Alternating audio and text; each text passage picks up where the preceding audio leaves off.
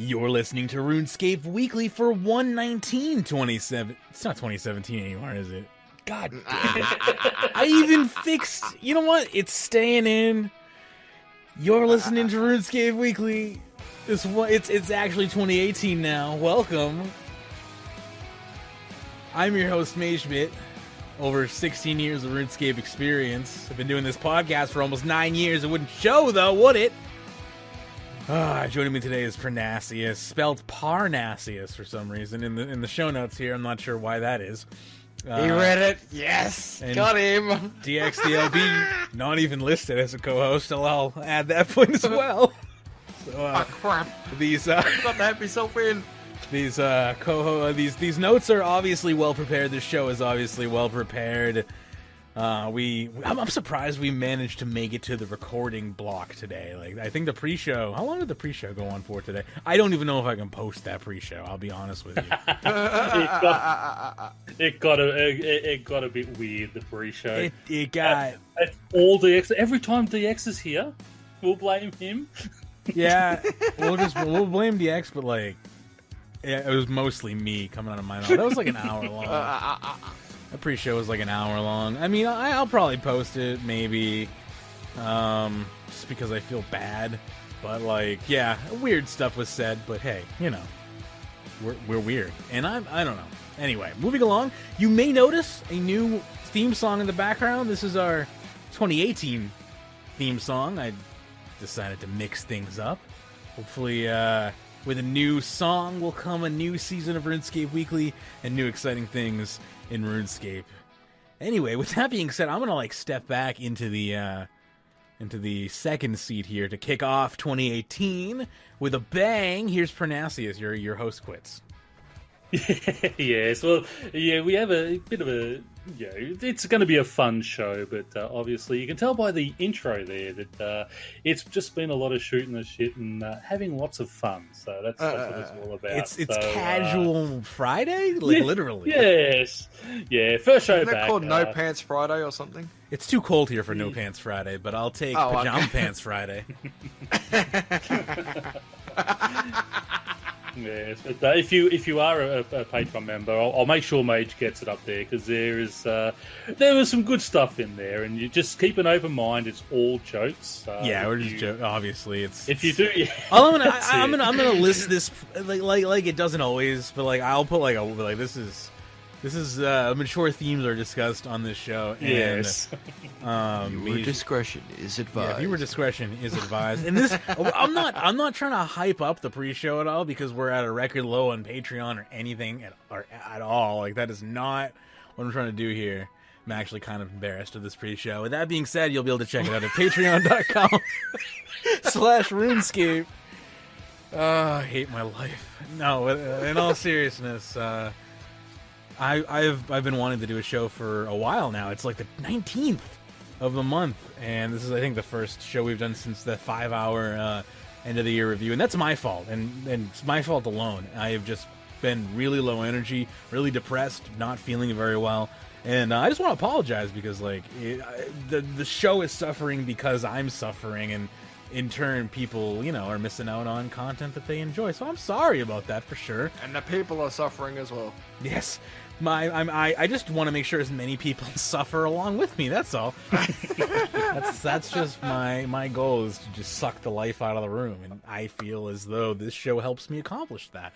No, I just it's tough to find the energy, and just be on. Just have that on feeling is just hard to come by when. You feel like your whole world is just kind of collapsing. But that's, to be said, I think as Perna said multiple times, it's good to get out of your own head. It's good to kind of, do these types of things because you will, not be thinking about all your shitty shit. And instead, you can talk about RuneScape. Speaking of, on today's show, I should probably just quickly, mention those things, and then I'll hand it over to Pern. But we have the year ahead Q&A stream, where we have returning hacked items, banned need help, and too much money too fast. Thank you for tuning into this edition of RuneScape Weekly. I'm sorry. I'm not. You're getting it, so that's it. We managed to drag mate. We need to get him out of his head. So I've been sitting up since 3 o'clock this morning, wondering what I was going to say when you came online on Discord, asking if there was going to be a show today. Like multiple times. That's what he did. He said it. He did type it. Anyway, go ahead. No, that's all good. And I mean, I went through this myself when I disappeared for a little while, so I understand totally what you're going through. And but anyway, we are here. We are almost live. So let's get into it. First up was the two TLDR we have posted from I Am Sudi, the year ahead video the stream that they posted last week, and I gather you both watched it. Yep, I have watched the year ahead. Yes. Yes. So a few good things. The chance to get the loot cape, obviously, on the Lootcape chest. Funny watching Mod Shawnee trying to say that. Yes. Yeah. Always good. Always good when they throw things like in there like that. They always get Shawnee on it. Also, just wanted to throw out a congratulations to Mod Shawnee too, who has a little Goby on the way. If anyone didn't watch it, he's got a child on the way, and just to steal a line from Mod Osborne, Mod Mark's going to be a grandfather. So beautiful. Had a good chuckle over that one. It was so all the best, Shawnee. Big congrats. Yes. Congratulations go out to you. But anyway, obviously on these Lootcape chests, Iron Man can't get it, but they do still have the chance to win the chest. But let's get straight into what they're talking about. They were telling us a little bit about the mobile update. They're going to have more news on it in a week or two. Now, granted, this was last week, so hopefully next week we'll have a bit more on the mobile. They have been, obviously, the mobile has delayed a lot of updates for us. So once they get that out and up and running, sort of boo, yes, but I mean, I would prefer them just get it right, get it out there, and then concentrate. I did an amazing polling survey for Jagex the other day, and polled an entire one individual in the demographic of former player quit due to working and not having, the ability to play on the go. The demographic they're actually targeting, and said, hey, if RuneScape was on iPad, would you play again? And they were like, holy crap, is RuneScape coming to iPad? Absolutely, yes. I would be back in a heartbeat. Like, if I could play RuneScape while I'm at my desk correcting papers. Yes. So there's less chance to get busted at work. Yeah, exactly. I guess. I don't know. Whatever. I'm like, because I'm thinking the same thing. I'm like, but you have a laptop at work. Like, why not just, whatever it is, there's just something weird about, I don't know. It's just something that I don't understand about the about the gaming community, because I just don't get mobile gaming. It just doesn't hit that bell with me. It doesn't resonate with me. So it's a strange foreign concept to me. But I'm a hardcore PC gamer, so I'm not the demographic. I'm not meant to understand it, I guess. But for whatever reason, like when we say, "Oh, mobile's not gonna boo, it's not gonna do anything," I think that's probably not true. We're just not the target audience for it, therefore we don't just, it's not going to maybe not bring any value to us, but there's definitely people out there who want it. 3 people I used to work with will be coming back when the mobile comes out. They were the same type of thing. They all just play games on their phones and iPads these days. Their computers aren't. I don't know, and I mean, well, actually, 2 of them don't even use computers. I just don't like the experience. Neither do I. It's when I was working, yes, I was excited about it. Obviously, now that I am unemployed, it's no big issue to me. I'll just spend my time. I've got a laptop and I've got my desktop. So if I want to Netflix and chill out in the lounge, I can do that on a laptop. Or when I want to do proper gaming, I come into the study and do it in there. So. That is it. But I mean, I think it will bring a lot of people back. Again, though, there's still talk. I thought they had delayed it because they were going to actually release them both together, both RS3 and Old School. But by the look of things, they are still looking at targeting Old School as the first release before RS3, which I still don't understand. RS3 is their money maker. That's the one you want to get people involved in. Perm. And I'm sorry but put it I'm this way. sorry to digress, but I'll let you finish first. Go ahead. Yeah, I'm just saying. Yeah, that is the money maker. If you are looking at bringing people back, you want to bring them back to play the game that makes you money. Now, yes, there's a lot of nostalgia there for OSRS, and those people you are targeting obviously are the people coming back. But if they're going to come back, they're going to be starting their old accounts as a new account on OSRS. Whereas RS3, all their stats will be the same. And the thing is, if you have someone starting again over on OSRS, they're not going to then go to RS3 and then have to restart and do everything, all their quests and all their leveling again. I mean, the one reason you won't go and play on old school is because you don't want to start as a noob again 100. at 0. Yeah, 100%. So you are. I still think they're shooting themselves in the foot by doing that, unless with mobile coming out that they are looking at we're going to have to start doing microtransactions on old school. That is the only way that I can see doing it that way is going to be viable. Well, they did rule that out originally. They said they weren't going to do that. They originally ruled it out for RuneScape 3 too many years ago, didn't they? I remember the infamous news post ago. Oh, would it just time make it not relevant anymore or something? Like, it's, it happened once to us. It can happen to them too. Yeah. Right. I like holding people to their word. I think it's a great thing to do. And I think that, that's exactly, we should never forget that, because this is exactly what can happen is just because something was said does not mean that decree can last forever. No decree can last forever. Right, like decrees change with man. New owners, right? Exactly. Yep.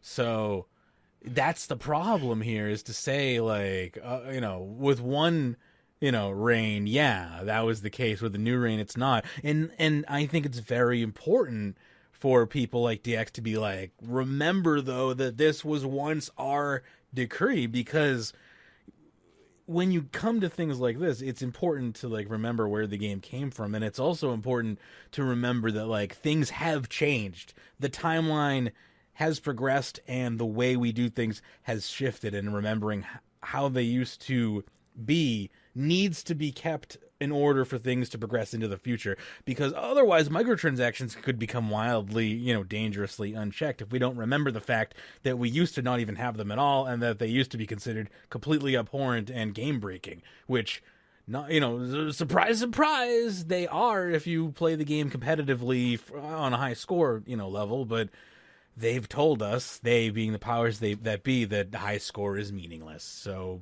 believe that, I suppose, because you've been told to. Big brother. I also just want to mention this rather on mobile phone. I'm just putting it out there.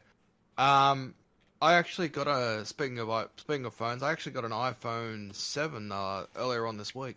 Nice. My friend's been thinking about getting It's not bad, because 6 months ago, because these phones have been handed down to me, right?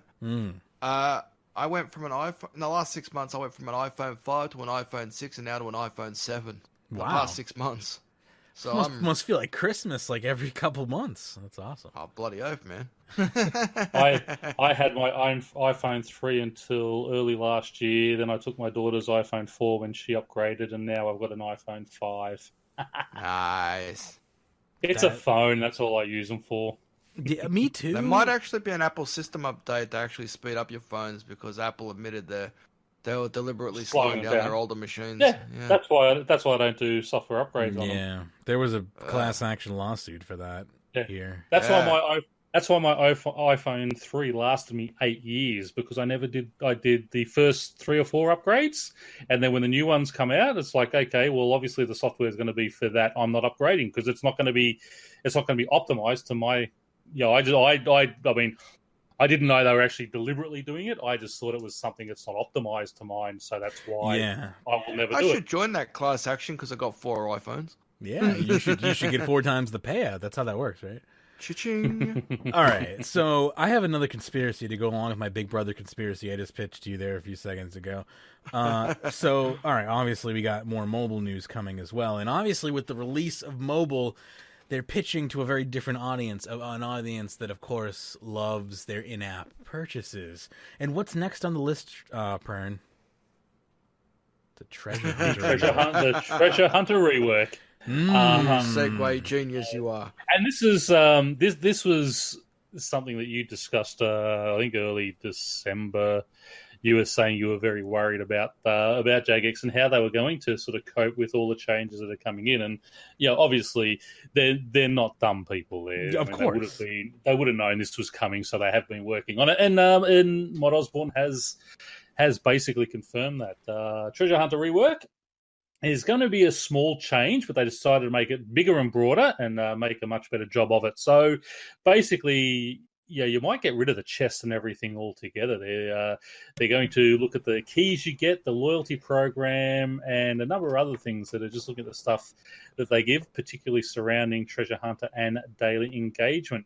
Now, one thing they did mention, which shocked me, was future skilling outfits won't be on Treasure Hunter. What did you think of that? I'm glad to hear that. I feel like it was a minor diversion, where it was like, okay. So we're going to say, we're going to say some stuff that you're not going to like, but we're also going to say something that you like in order to, kind of, put some water on the flames. When that was mentioned? I know somebody's jaw dropped when that was mentioned. I can't remember which one. I can't remember which one it was. Yeah, I think Sean was a bit shocked. Yeah, I think it's a good idea. I mean, I don't think any skill booster should be on Treasure Hunter. I think you should be able to. I like the idea of it's 6 months. You got the chance there. That's where they can make their money, and then it's bought into the game after 6 months. So I think the way they've been doing it has been quite fair that way. But it's better than the way it was. I like it this way. Obviously, I'm really happy about it. But I was shocked, pleasantly surprised when they said that. So I thought, a lot of people were shocked at that. Definitely not happy. I'm not mad about that. I'm definitely happy to hear that. I'm just I feel like, it needed to happen, and I'm glad it did. I feel like we're trading a lot of things here. Okay, this is a give and take with the Treasure. Yeah, of course. Yeah, and that's got to be. I mean, they still have to make money. I mean, they're not a charity. They're a company out there to make money for their investors. So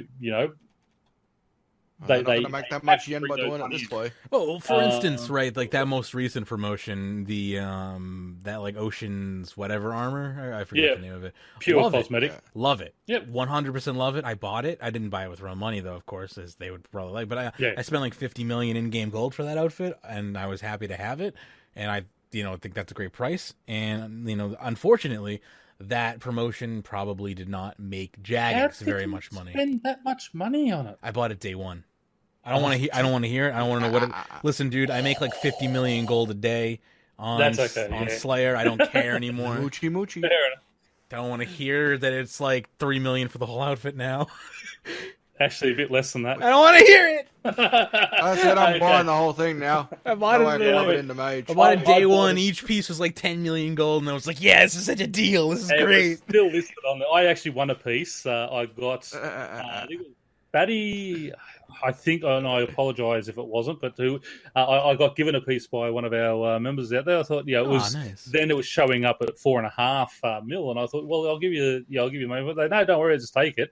I thought, well, I've got 2 pieces now. I'll just buy the rest. I went and bought the rest, and they were 1.2 and 1.5 million each. So I thought, okay, that worked out well. So it's unlikely. Just getting salty now. It's unlikely that these promos make Jagex anything. I'll tell you why I'm not salty about it is because day one I was like the only one wearing that outfit that I saw. Now you see them a little more commonly, but like day one I was like, you were cool for one day. I was cool for one day. That's all it takes. How bad am I? I bought it, unlocked it, and I didn't even look at it. I just unlocked it and just didn't even look at it. That is ultimate level cool. Like, you don't even care. It's just for your collection. It's just there to... I have to unlock it because it's something in-game. He's admiring the tokens. No. I didn't even keep the tokens. I actually I unlocked the outfit. So it's like actually worthless now. Yeah, exactly, because I can't change it back. But anyway, they're looking at what the rest of the industry is doing right now. Obviously, as everyone knows, with all the microtransactions coming under the microscope. That scares the shit out of me, though. That's like, who are you looking at? If you're looking at like EA, then like we're fucked. They're looking at. No, they're looking at what's happening in the industry and what changes. I hope so, but the way they worded that was just real bad.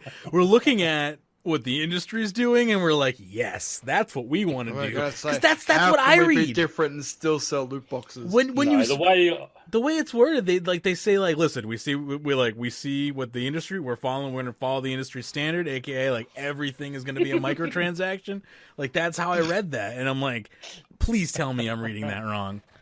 Yeah, no, I think you read it wrong. The way I read it is, they understand what's happening out there in the industry. They're looking to see what it is that has to be reined in and where they're going to keep it. They don't want to get into the grey area of legalities, obviously, and have all this problem come up in a year or two's time when everyone starts getting sued over all this stuff. Yeah, I mean, again, what they'll do is they'll probably graphically rework Alice and Yelps back together again and call themselves Yalis or something. Yeah, that's the smart thing to do. Double down, just go all in. Well, that's the reason they had to. They had to move away from Yelps because it was actually a spinning wheel, like a roulette wheel. Yeah. So that's why they just went to the treasure boxes. Yeah, but obviously they're coming out of so. You know what I see when I see treasure boxes is just ball and like which cup has the ball under it. That's what I see. Exactly. That's what I see. And that's rigged. Yeah. Well, I mean, they're all rigged in the favor of the house, right? That's that's something that should be expected when you're gambling. But I think one of the big things is by law, like how like gambling institutions have to reveal to the government the rates at which they are doing their gambling stuff, and like games don't. So anyway, there's just a bunch of mumbo jumbo in there that makes it that they could be tipping it way in their favor. We don't know if they actually are, but they could be, and we'll never know. Well, we might if some lawmakers have their way, but whatever. Let's get back into the actual treasure hunter bullshit here. Then obviously it's something they're going to communicate with us within the next few weeks to a month. So look out for more information. Sort of, I'd say probably early February we might hear something more about it. The current promotion, which obviously this was last week, and as we just said, was the Oceanic. Yep. They're very happy with that. That's worked out well. So, and that's what we've always said, and I think Hannah was always on that as well. If they're cosmetics, they're great, but anything that gives in-game bonuses, the sort of old school thought don't like those. February, they're going to experiment with the promotion lengths, the frequency of the promotions, and the type of promotions that we'd like to do are cosmetics. They're just playing around with it and seeing what it does. So look for a few variations. Maybe we'll have 2-week-long promotions rather than just the 4 days, or go for the full week, the Monday to Monday type thing. So could be interesting. That'll be interesting to see what they do there. And it won't be a permanent thing. They're playing around. They're experimenting. So if you don't like it, let them know, but let them know constructively. This is basically them saying, "Hey, we're gonna try some stuff. Don't freak out." Yeah, exactly. And not the way that we hammered them on Reddit afterwards, the power up one. Yeah, this is basically like saying, like, "Hey, we're gonna try some stuff. We're telling you now, so we don't look like the bad guys when it goes bad, I guess, or could go bad." I mean, that's the thing is like, nothing could happen. Or even if you tell us now and it's still egregious, I think it's still going to gather a similar amount of heat. I don't think it matters if they say, "Hey, we're fooling around here. Don't worry about it."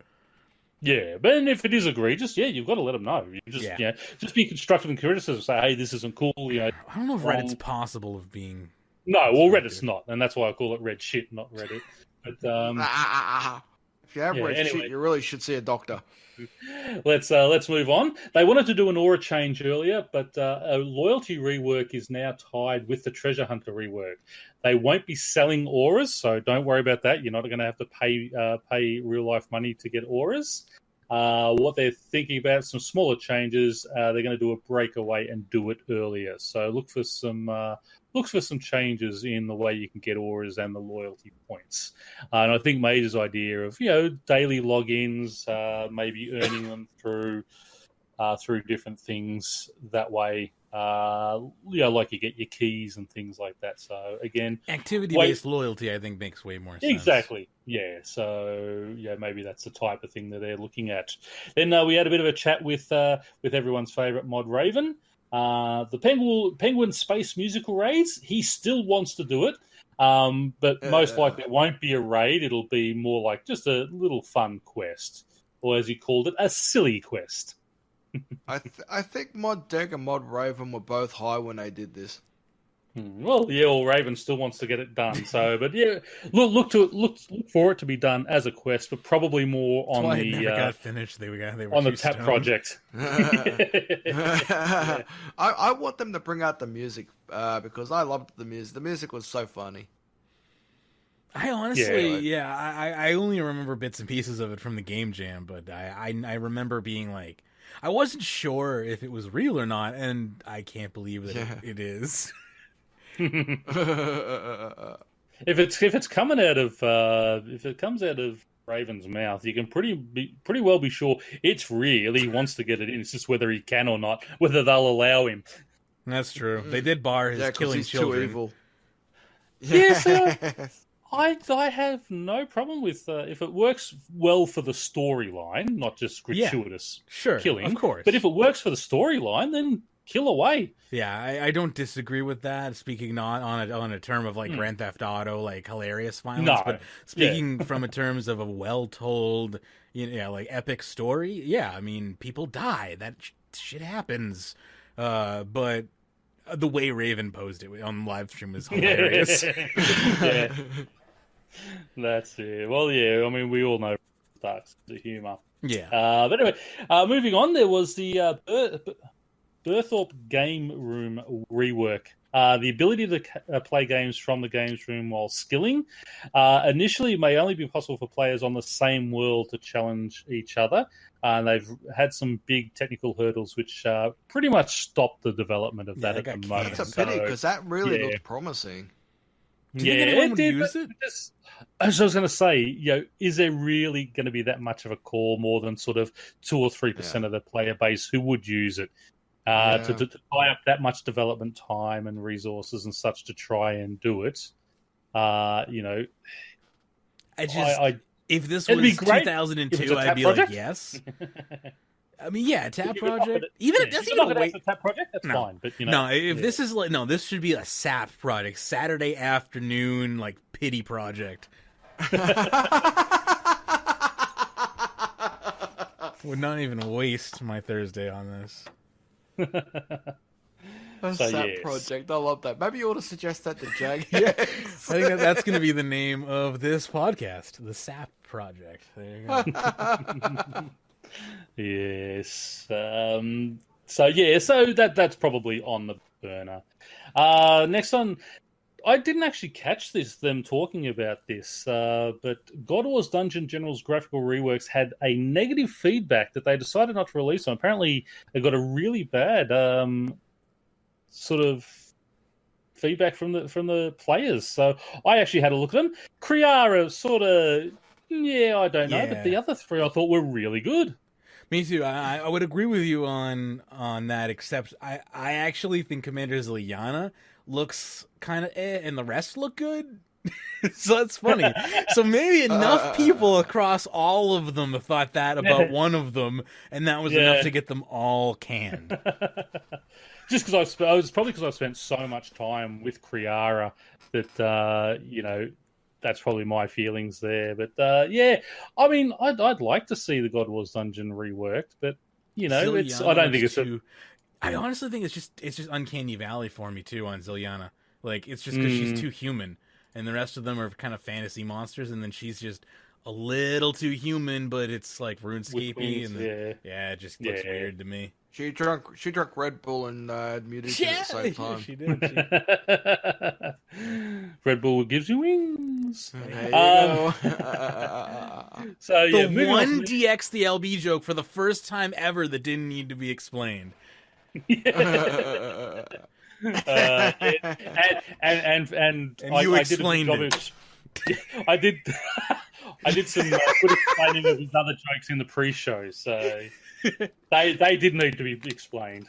Yes, they did. My plan is working. Mage Pit and Panasius are just eating away at each other now. I don't want to. Don't put that image in my head. That's pre-show. I didn't mean it that kind of way, by the way, mate. Okay, and then we'll cut that right there and move on to the next one. Sears Village and Camelot graphical update. It's brimming with updates. Sorry. Anyway. Will be released eventually. Now, I thought we were actually going to get this. I thought this would have been one of the January updates because I know they've been working on this for a while. But they're talking about whether they want to release it with an event like the Falador or Port Sarim, and the event won't have to be temporary. So, I always like if they do an update. I like to call it an event if it's not temporary. That's it. So I'd say like maybe more of a little quest or something like that. That'll be left in game for people. Yeah. No, just a mini quest. They just don't want to call it. It could be left in. Yeah. So moving on from there, Floor 61 and Raids 2 are on the backlog. Good. The mods that want to work on them are working on a lot more other projects. So again, Zamorak's come out. Do we really need Floor 61 now? I was going to say, wasn't Floor 61 at Dishonor Amongst Thieves? Or was I can't remember one of the other questions. Yeah, I mean, the Floor 61 was always that's where Zamorak's body was hiding, or Zamorak was hiding at the time, and things like that. And we had the battle of, so he doesn't. Yeah, we had the Battle of Lumbridge and all that, so we don't really need it. So it'd be interesting to see how they do it. I know none of us are like bona fide lore experts, but with the release of Seekers came, the Zamorak hideout, like teleport back there from Dishonor Amongst Thieves, as DX was talking about. Yeah. Isn't that in some way connected to Floor 61, like lore-wise? And maybe I'm asking this to the wrong group of people, because I sure as hell don't know the answer to the question, which is why I'm posing it. The Seekers do drop a book. Maybe we should read which it. I haven't read. But like when you teleport to them, you're teleporting back into the Dishonor Among Thieves area. Obviously, the area requires Dishonor Amongst Thieves to even get to, but it's Damon Jaime. I would love if somebody could lorify me on that. We gotta have another lore special. We need a new lore expert.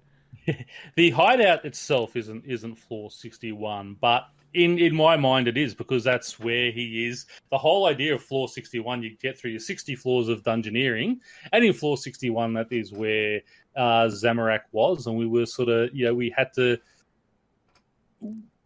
My whole thought was at the end of it, then we'd unlock it, we'd find Zamorak, but he come out during the Battle of Lumbridge, so it sort of made it a moot point. I mean, I'd love to see what their ideas are, and it'd be a great quest. And if they can do it the right way, then yes, I'd love that. And maybe everyone thought that's where Zamorak was, but it wasn't. And there's going to be something else, something else really major there that's going to be sort of, really lore heavy. But they've got to do it the right way if they're going now.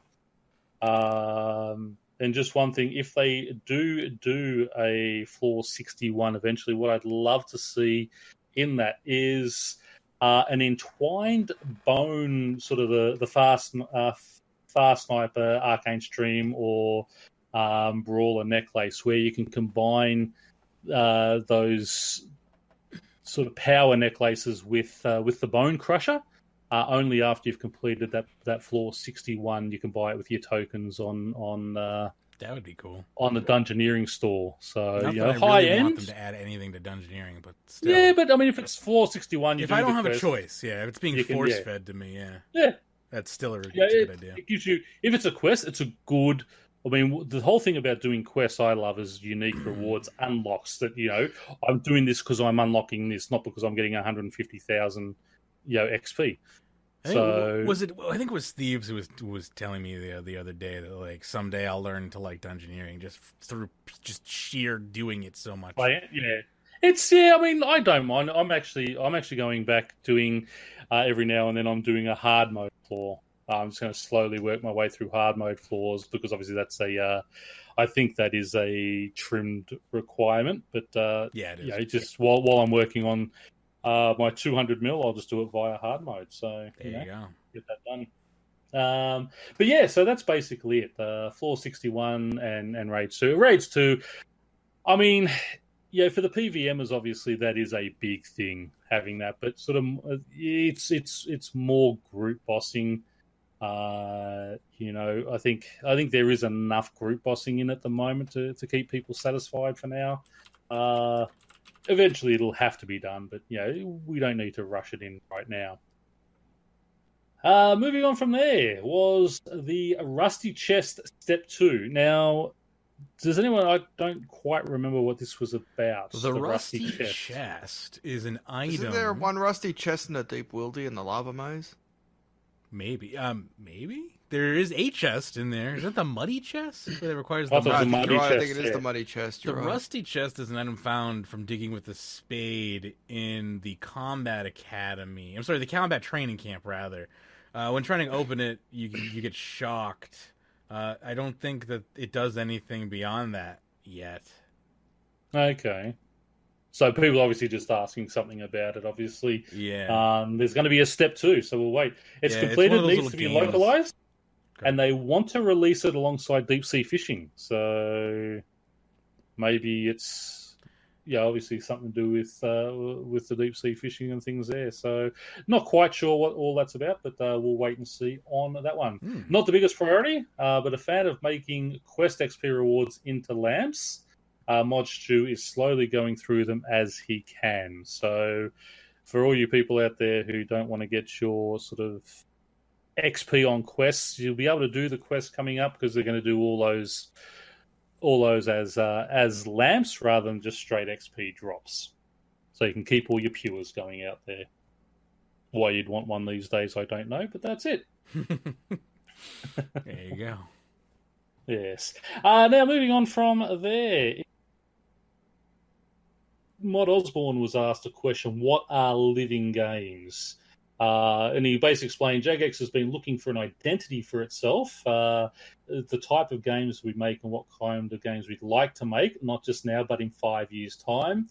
The term they come up with is... Universe. No, that was a long time ago.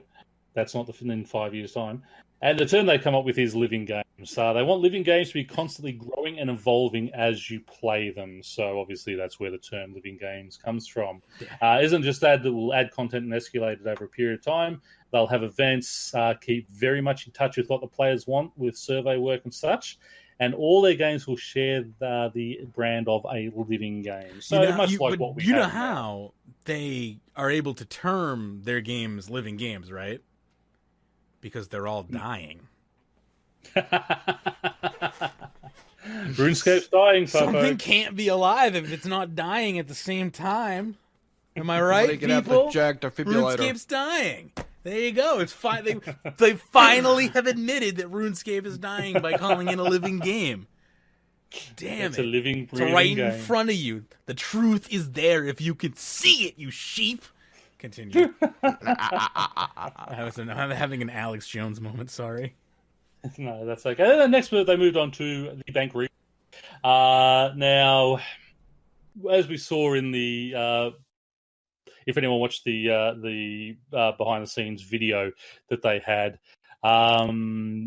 it's a lot of work. They're giving us a couple of little updates. I think access to your costume house and also to Diango is coming. What they're calling, I call it batch 1. They said they don't want to call it batch 1. They're calling it a taster, and that just makes me hungry. Hungry for more. Yeah, so hungry for finished product. A lot of work. Exactly. The taster looks pretty good, though. It's features I want. Good. Yeah, it's features I want for sure. It's features that'll be useful, but I mean, really, Diango was always sort of a bit of a pain in the ass to get to. But yeah, if you are in Prifddinas, you've got Iango sitting right there, sort of near the. And if you're in Menaforce, you've got Carmen Sandiego. There you go. I like it. and apparently a lawsuit, but I still like it. When is that? Oh, man, when is Where in the World is Carmen Sandiego going to become public domain? That'd be awesome. Sorry, let's not digress that into that down there. Don't know what you're on about there, so I'll just I'll let it go. Just You don't know about Carmen Sandiego? No. Yeah, wow. He's a little too old. Yeah, for you're that. right. He is older than us, Mage. Yeah, it's okay. So yeah, I mean, the biggest thing I'm looking for in the bank rework holders. When I think bank rework, I think placeholders, and then all the rest are just sort of extras. So they're releasing 2 of the little extras for us. We're not getting placeholders though. Like just no. Yeah. No. Okay. Just wanted to make sure that is known. The placeholders is a lot more work. So That's that engine we won't work. be seeing.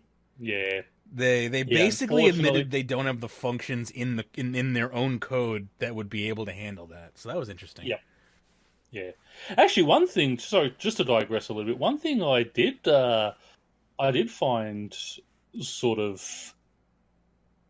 No, I don't know how would you explain it, but they actually admitted that they're actually outsourcing some of their work now. Well, they've been mentioning the prospect of doing that since Pips took over as CEO, but the fact that they actually confirmed that some of their work is being outsourced right now. So we should take up computer courses. Really and stuff. That's how we can program them now. Yeah, did they mention any specific companies, or were they just like, we are getting others involved? No, they're just outsourcing some stuff. So yeah, what I want is the guy we used to have doing all our stuff. I can't remember his name. He can redo the forums for us. Mm-hmm. There you go. So very interesting stuff that they did sort of let us know about here. But the bank rework, as we said, is just those 2 items at the moment. Nothing's going to be worked on until after mobile is released. So I would say you're probably not looking at the full rework until 2019, to be honest. They're saying they're trying to get out late 2018, but it's got to be done right. You can't stuff up people's banks. There's going to be a hell of a lot of testing that's going to need to be done. So, don't be disappointed if you don't see it in 2018, because I'm calling it now that unlikely we'll see it then. Yeah, considering how many issues they're going to have trying to bring out RuneScape 3 on the mobiles, it's I definitely agree with you, Pern. I think we're looking at 2019. I'd say mid 2019 at best. Yeah, but I'd say summer. Yep. But that's optimistic as far as I'm concerned.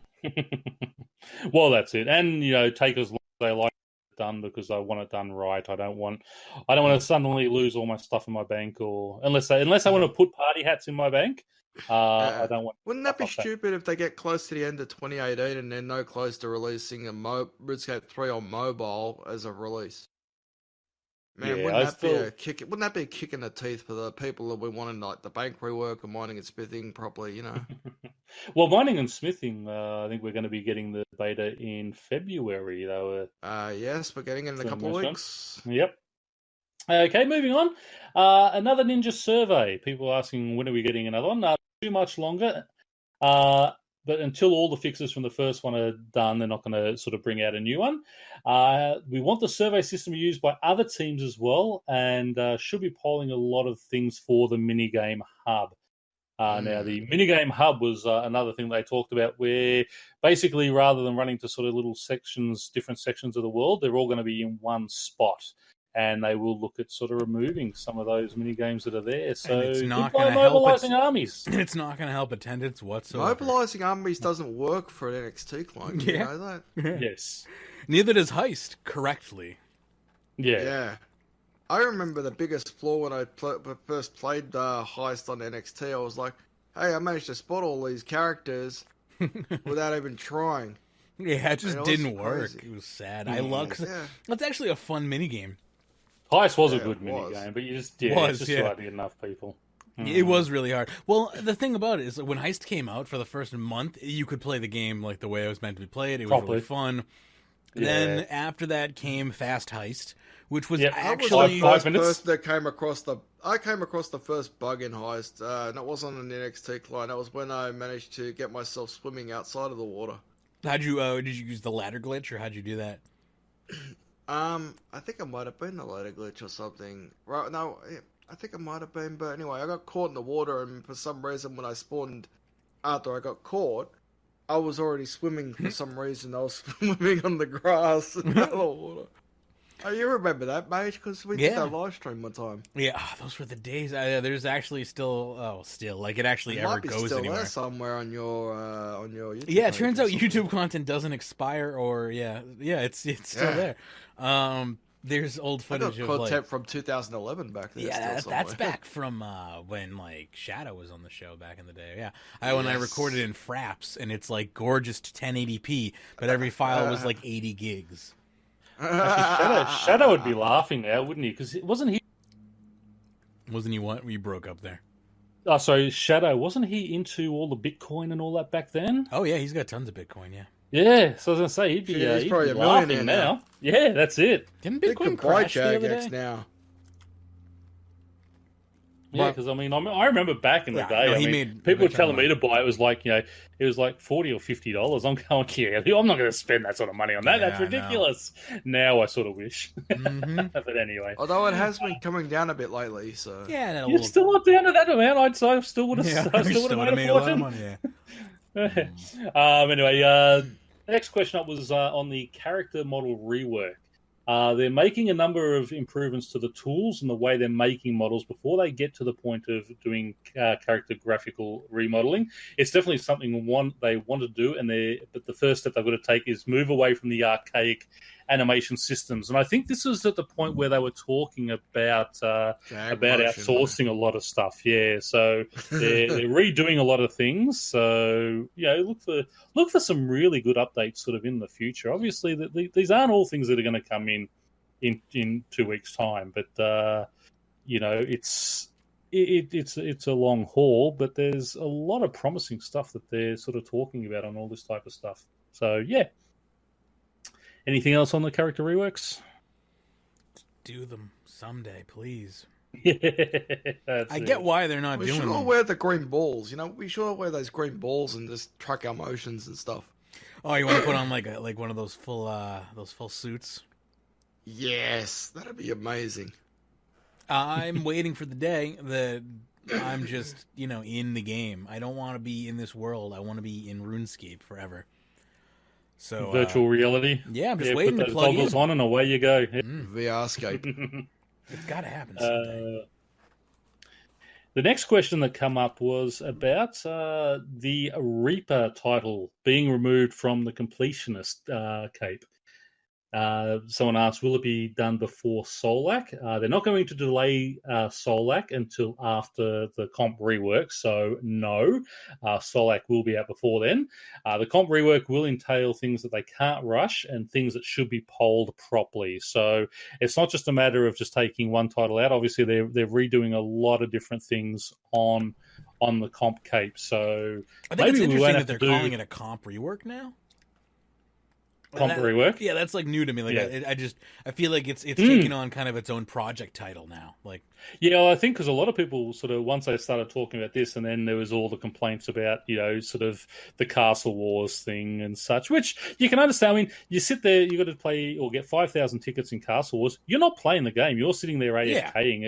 It's doing nothing for your game. You're not having your fun. Enjoyment. Yeah. So exactly right. So that's. I think there's a lot of things there that they do need to look at. Replace it with another 3-month-long requirement that actually involves you playing the game. Well, exactly. Yeah, I don't care about how long it takes me to do, as long as I'm playing and interacting properly with the game. I am one of the biggest advocates of grindy time wasters in the game, but just make it actual game content, please. Yep. Not where I sit around and then get yelled at if you sort of go and kill someone in there too. Yeah, people get really upset if you actually try and play the game in there. Yeah, that just obviously screams of broken. I think Mod Ramen got the idea of Solak from Klingons, because if you say it backwards, it's Kalis. Anyway, just put it out there. Go ahead. Yeah.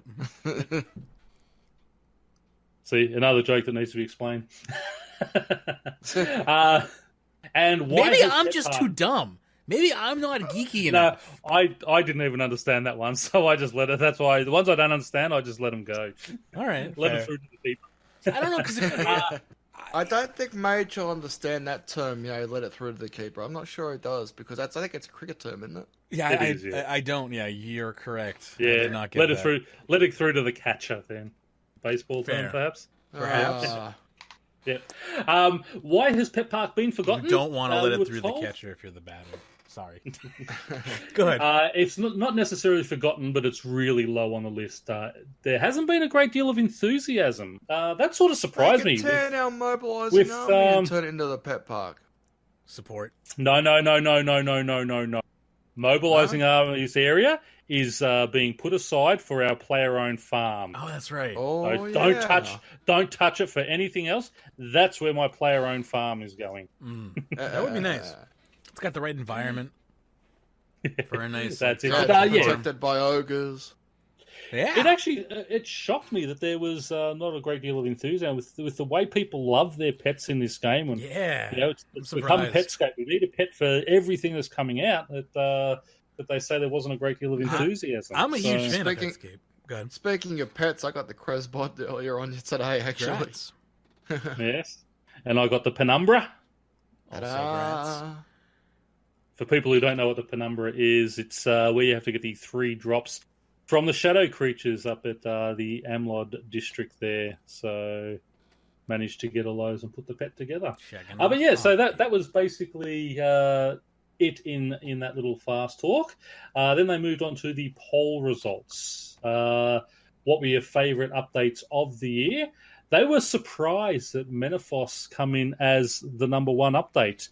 Now, personally, I'm not, because they didn't split Menaphos and Slayer. Yeah. I think a lot of people love Slayer. I wasn't surprised by this result at all. No, not at all, because if they had separated it... Yeah, if they put Slayer 120 as its own. Yeah, I think this would have been lower down. However, saying, if people go back and listen to, if you haven't heard our year in review, go back there. We did a big talk on it, and actually surprised myself that even with us, it rated higher than I was expecting. Because Menaphos itself wasn't a bad update. It was mainly the way they introduced the reputation system and sort of splitting one quest into 3 little chapters and trying to say, hey, look, we've given you 3 quests here. I think that was I still need to complete the Flight Club, to be honest. Me too. Yeah, see, I saved them all and did them all as one quest, and I had a lot more enjoyment doing it that way. That's my plan. I haven't done any of them. Yeah. No, do them all together like that. You'll have a lot more fun doing them.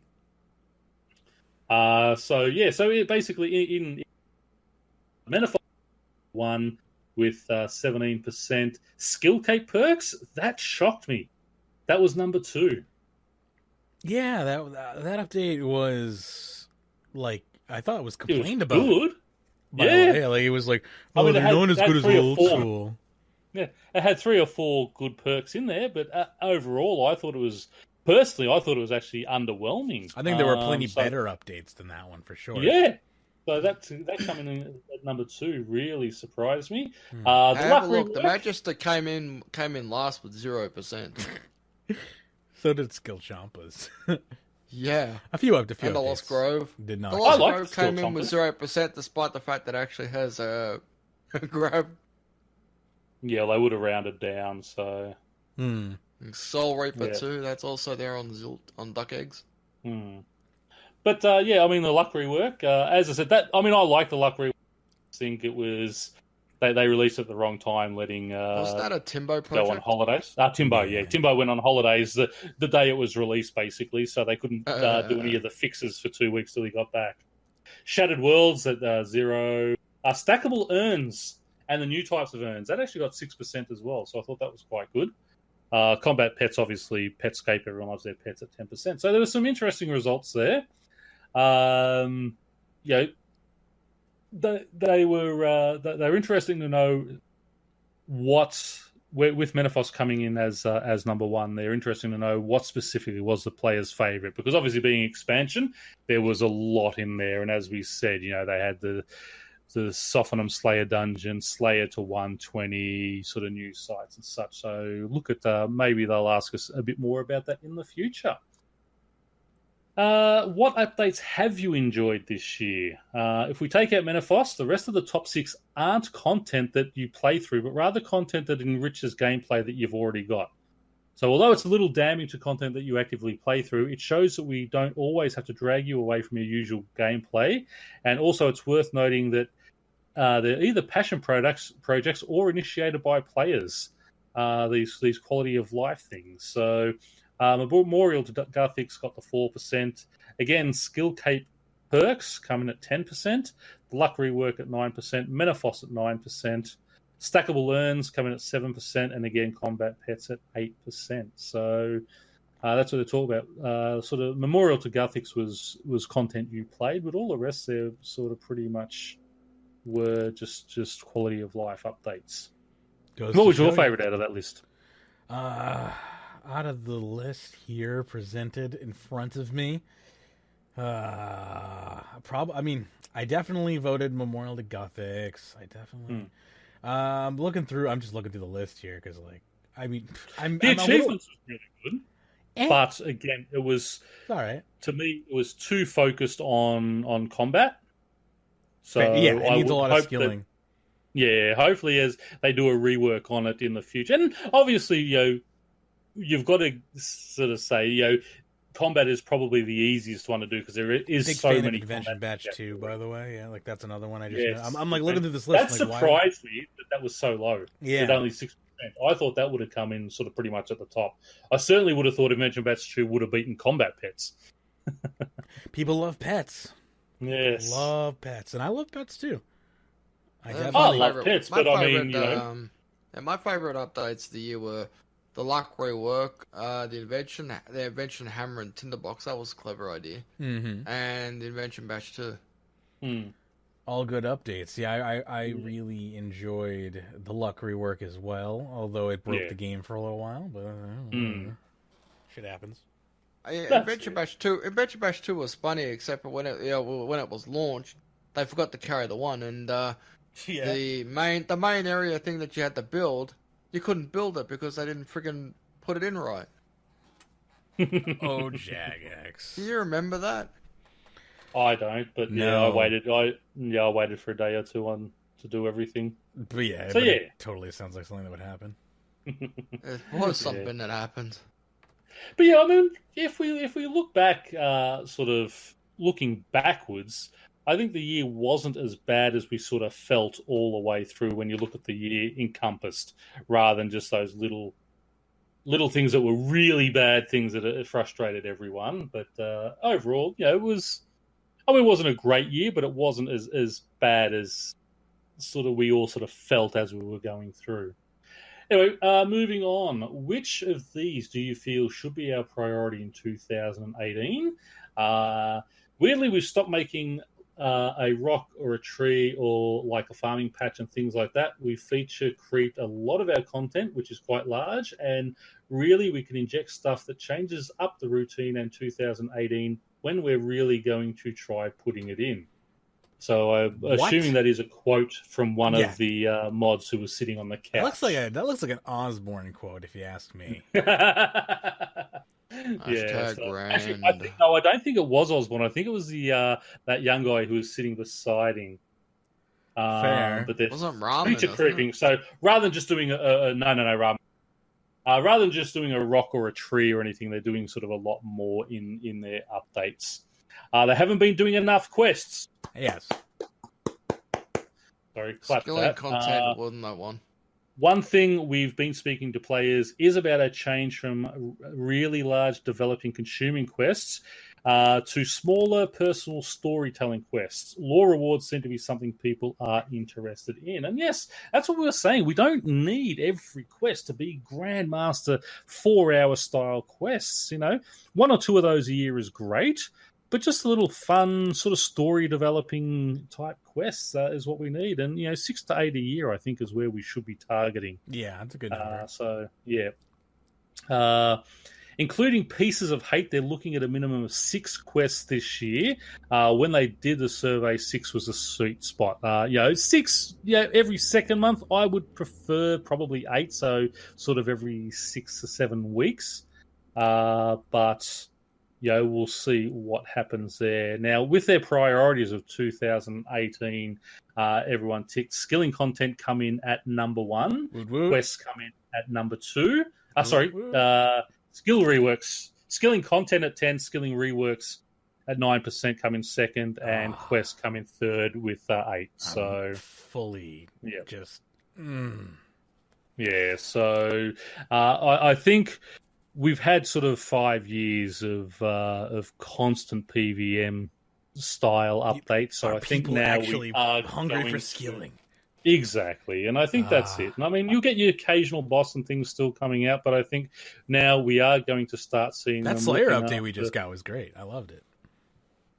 The Slayer update, the Seekers and they're brilliant. Stalkers, love them. It pisses me off that people are complaining about them. They don't drop enough. There's not enough money. The soul gazers are too hard. What you need to realize is the Seekers and the soul gazers go hand in hand. You fight the Seekers to get your charm, so that then you go to the soul gazers and you have that chance for the elite to get the drop of the Hex Hunter bow, and you're getting big XP drops off them and such. This is what we like. Yeah. I mean, and they said they did say that they'd rather release it underpowered and then buff it down the track than have to debuff. And that is a much better way of doing it, because if you bring it out, everyone buys it and then say, "Oh, hang on, it's too powerful. We've got to reduce it by 10%."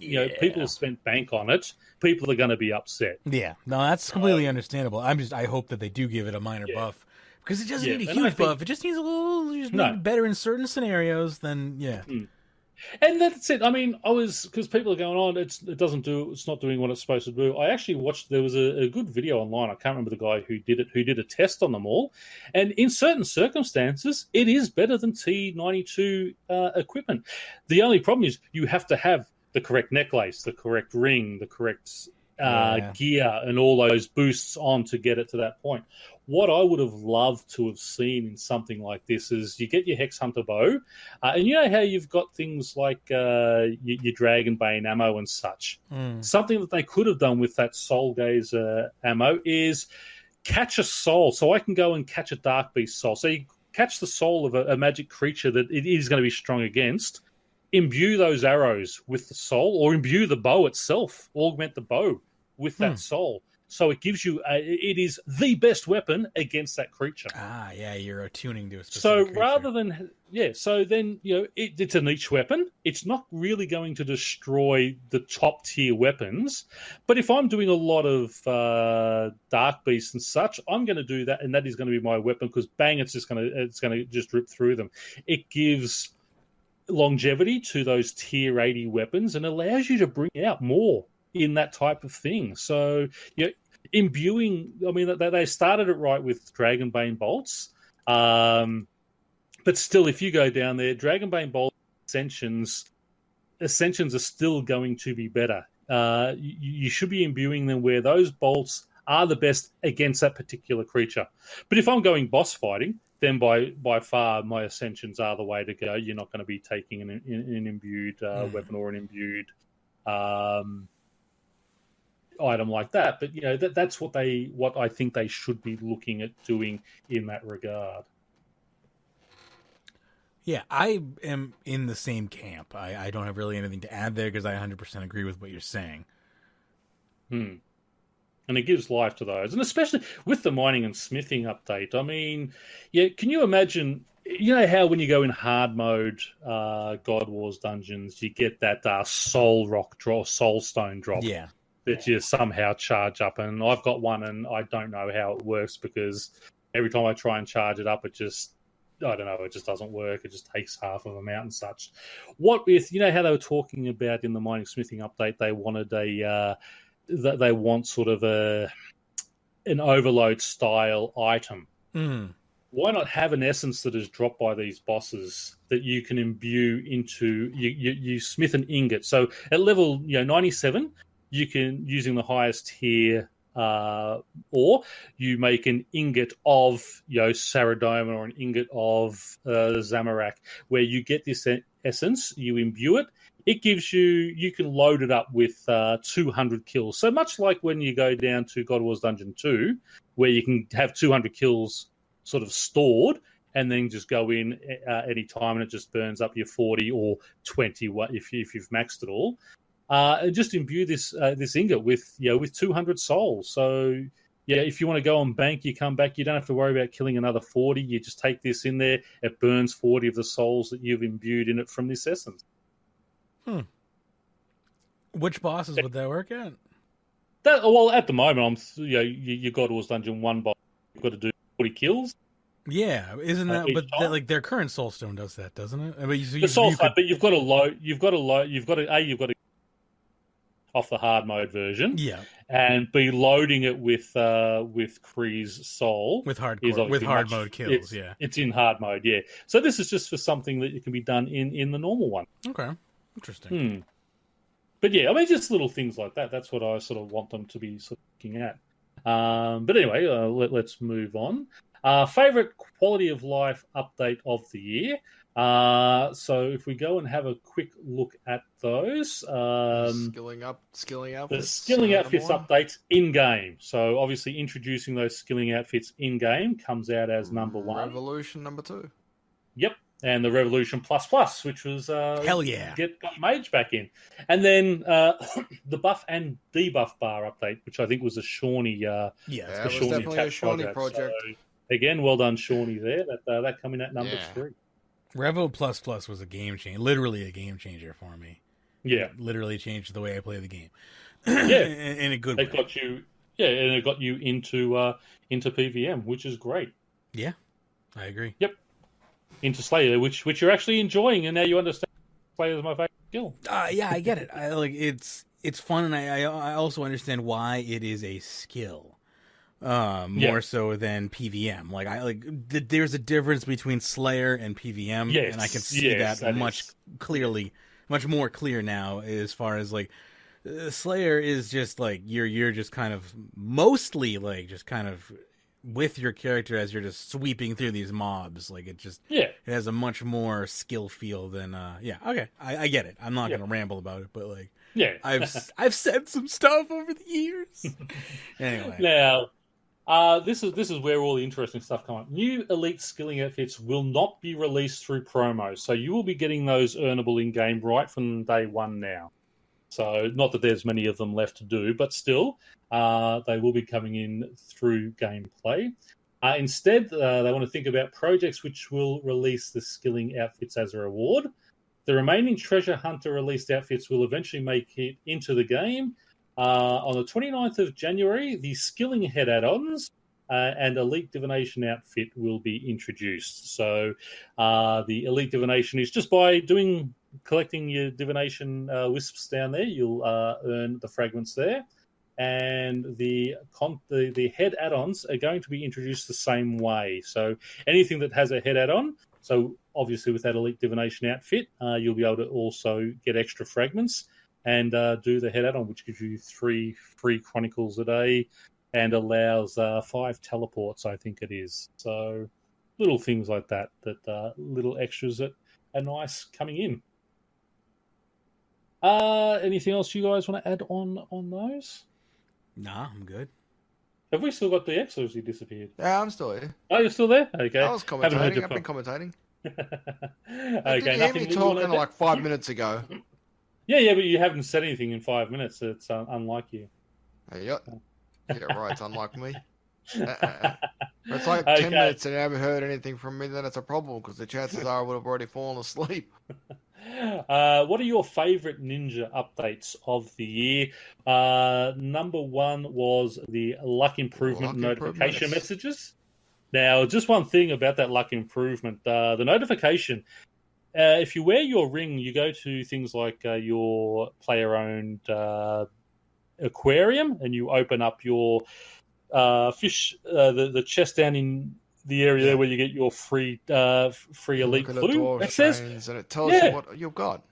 Yeah, but it wasn't because of the luck of the dwarves I've got it. That is a standard thing out of there. So that luck of the dwarf is shining on things that it doesn't actually give you at the same time. So do be aware of that.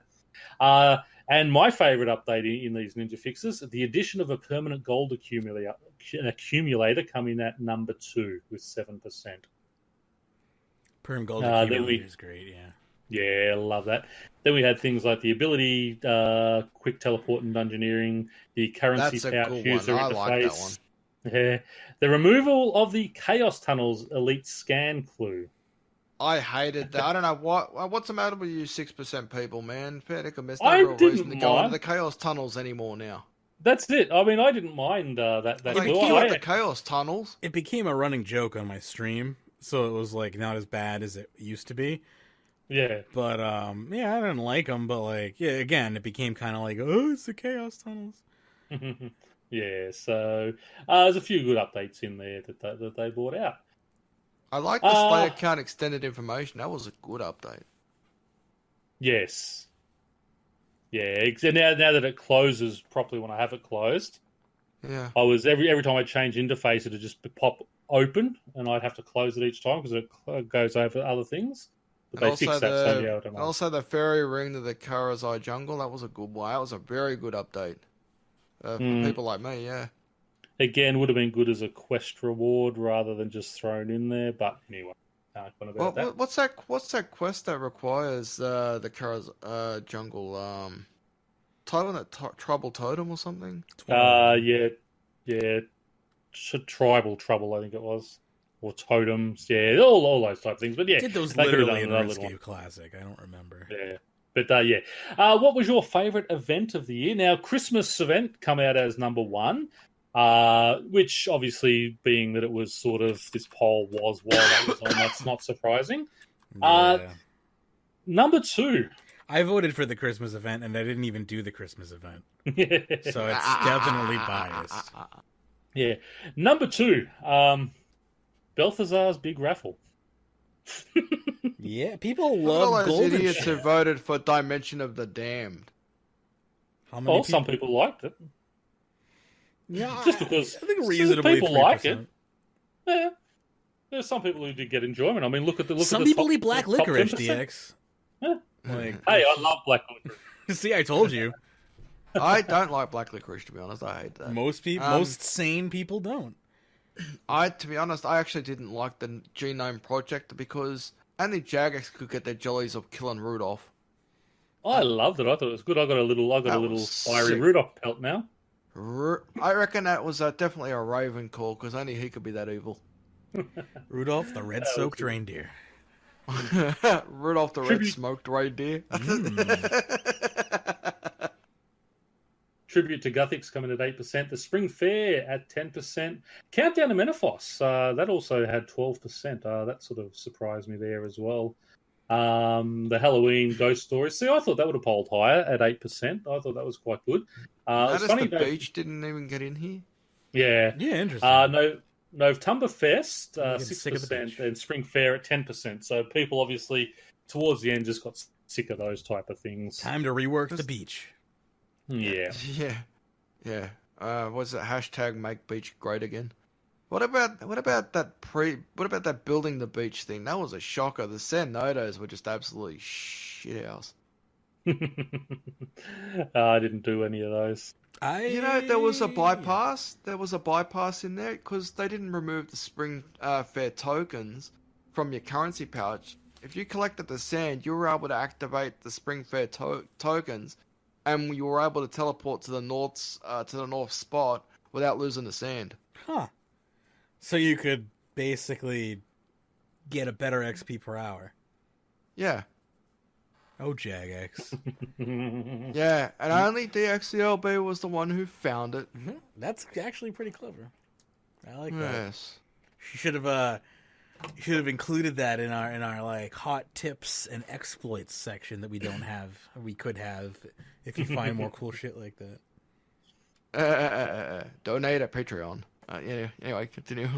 Yes. Now, we'd like to do more with the raffle and just rerun it, seeing as people do enjoy it. So, hopefully next year, rather than just all the golden suits and everything, they'll do a few different things in there. So that'll be interesting to see what they do. And I want a golden suit badly, man. I am so butthurt that everyone else has got one. But what do you want to see in gold? I got 2. What do you want to see in gold that hasn't been in gold yet? Wow, that's a maybe a golden tuxedo scythe or something. Golden. Oh, what about a golden globe? Oh no, that's not gonna work with them. Like I don't know. I gotta think about. There's not a whole lot left to Yeah, golden Noxious Scythe. There you go. Nah, you can't have anything at T92. It's got to be the lower end stuff. I got my golden Saradomin God Sword, and I've got my 2 golden Barrows armors, so I'm happy. I'd like a golden Sarah God Sword. I have 2 other golden God Swords, but not the Sarah one. I want some golden crumpets. I was cursing and calling it the worst update and all that, and the last day I got the golden Sarah sword. Yeah, I love this update. Yeah, best update of the year, actually. Started abusing it and get more luck. Damn. Yes. Yeah, Sarah's the one. That's the God Sword I want the most. But I'm not gonna be. I'm not gonna like be sad if I win any of them. You know. Oh, yeah, I keep saked it, so it's my override on everything now. I know that's when I see Master Quest Cape and gold, I know there's Pernasius. Yeah. Okay. Got swag. Yeah, it's just, and then I get lazy and I just can't be changing it anymore. I'm wearing that Ocean's outfit for a little while longer. I'd get my 50 mil out of it, you know. Exactly, you want to get your money out of that. I only have to wear mine for a day or two, and then I just bought the Armor of Seasons too, so it's like I didn't even get my full wear out of that. I gotta switch back to the Armor of Seasons. I've still got my Golden Slayer Master title up, and I'm just too lazy to change it back. Okay, moving on to January, and something we've already seen in the game, but obviously this was the day after it was released, was the Stalkers, and we did mention them a little bit before. So they're the Seekers and the Soul Gazers down in Zamorak's hideout. Obviously you need Dishonor Amongst Thieves. Dishonor Amongst Thieves. I'm half awake and I was able to freaking pick that out. What do you think about locking it behind a quest like that? It had to be done because of the specific location. I like it. See, it's an addition. Quest reward. I'm going to do this. Adds value to a shitty quest. And you notice it leaves the door open for 3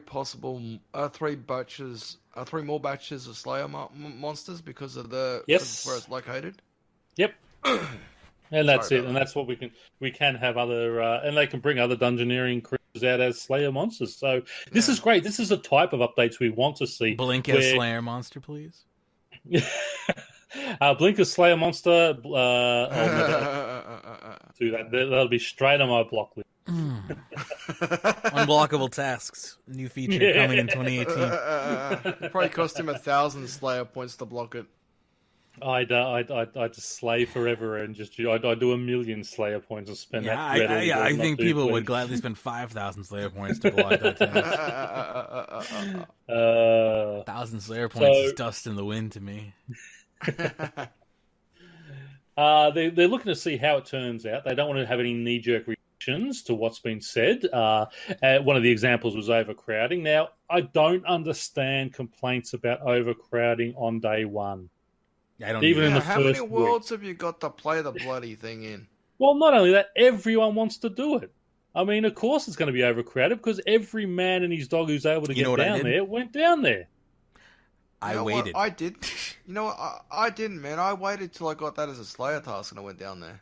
Yeah, I waited till later in the week. Someone I talked to spent 1,600 Slayer points getting it as their task on day one. Well, they should have. They should have become a gold premiership. Yeah. They should have. Go to Curador. You get more chance to get it there. 1,600 Slayer points. What an idiot! Yep. That's a lot of Slayer points. Yeah.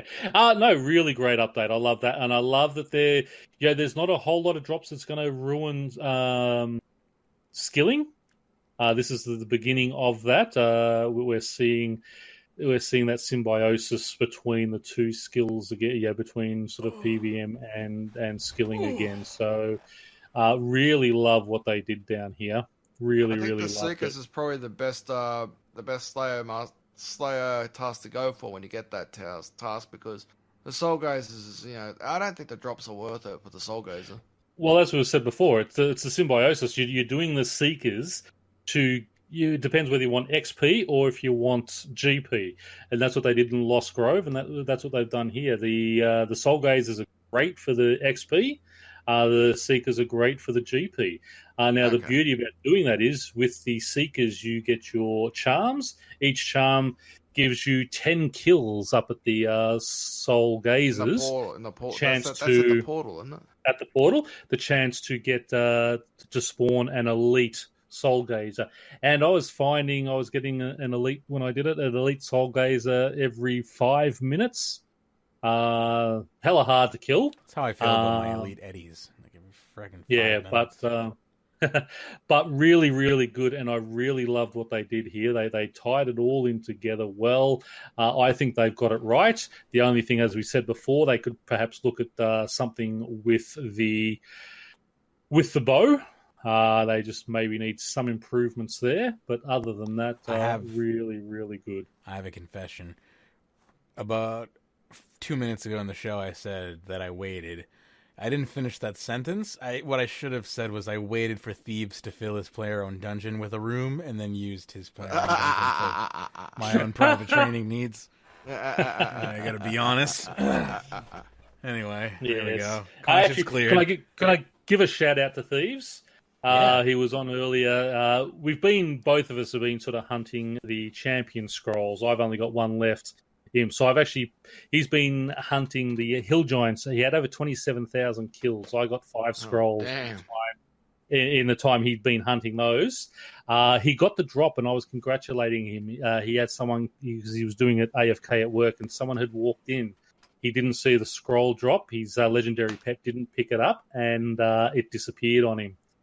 He was cursing, but within the hour, a second one dropped for him. So, congratulations, Thieves, for getting that giant in 27,000 kills. Oh man, Giants. So yeah, but anyway, let's keep moving on here. Hang on, you can get some sort of what's that?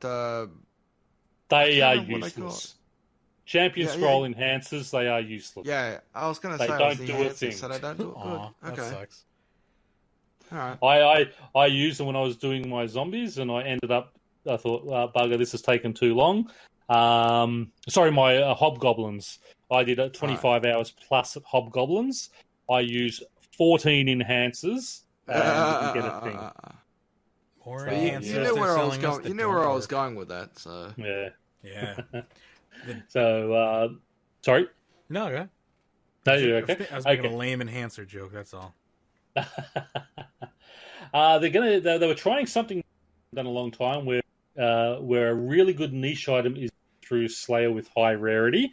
Obviously, the bow there, and I think they've done a good job with it, as we said. Maybe just a little buff is needed, but from reports that I've seen online, if you use it properly, it is actually well worth it. However, 106 mil for that weapon at this stage, obviously on release, when you can sort of get Ascensions for about the same sort of price. I find half the time that I find that something isn't working out for me, it tends to be me that's the problem and not the setup. Like it's me not doing it right. Like. Yeah, even though I think I'm doing it right. I thought I was doing Eddies right for the first 5,000 Eddie kills. And now I know how to actually kill them correctly. And now it's like, it's ridiculous, the things people complain about. So they may not need a buff. When I say it needs a buff, it may just be because I'm doing it incorrectly. Exactly, and that's what I mean. You've got to wait and see what happens. And it's always better to buff than to nerf. So we'll see what happens there. The update is going really well, which is pleasing to hear that a lot of people were enjoying it. Now, for Gold Premier Club members, we were actually given a gland on release, which you could collect up until the 22nd. So if you haven't got it, you've got a couple of days left. This will give you a free automatic task with them if you take it to Kuradel or Morven. Just hand it over to them, and they give you that task automatically. And then you can favorite it, and if you want to, and you've got it there. Now, this isn't one of those 4 VIP exclusive perks that they sort of mention. Say is or isn't. Isn't. So this was just another this was just another little bonus. We still have 4 extra VIP perks coming. This was a side perk. They haven't decided what the 4 exclusive perks are yet. So we're going to give you four perks this year. Oh, we don't know what they're going to be yet, but you're going to get 4. What is? Oh my god! They could be cosmetics, but they haven't even begun talking about it yet. Yeah, I know. So they use the word bespoke, and I'll be honest with you, I like the word bespoke. It's a very fancy word, but I don't quite like. I know when I hear it, it was misused. Yeah, it was misused in this. I feel like that's not the correct definition of the word bespoke. But I was like, I wasn't. Sounds like something you'd say at Halloween. Yeah, bespoke. So they don't know what that is, but this. And we discussed this. It could only be really sort of something. If this was one of the VIP perks, I would have been happy because this is the sort of level I agree that I would expect. I don't want anything overpowered, but I'd like that little bit of extra. So I thought, that this is only a sort of an additional side perk. The cosmetics, I think, is really what they're going to go for, like where we had the Crystal Peacock suits and such. If they give us cosmetics, then cool. Yeah. So we're still waiting to see what those extras are. But yeah, it's sort of a little bit disconcerting that they don't know what it is and they haven't even begun talking about what those extras are yet. That's sort of, it's like, okay, that's... Typical? It's just we're not used to this level of honesty? Is that what you mean to say? Well, I was trying, and obviously they come out. He just doesn't have a filter. Sometimes he needs to think before he speaks. But yeah, I love him though because we get some great things. Oh yeah, the quotes that come out of that man are amazing. Mm-hmm. Moving on, next was everyone's much anticipated favourite update that everyone is looking forward to. I know you are, Mage.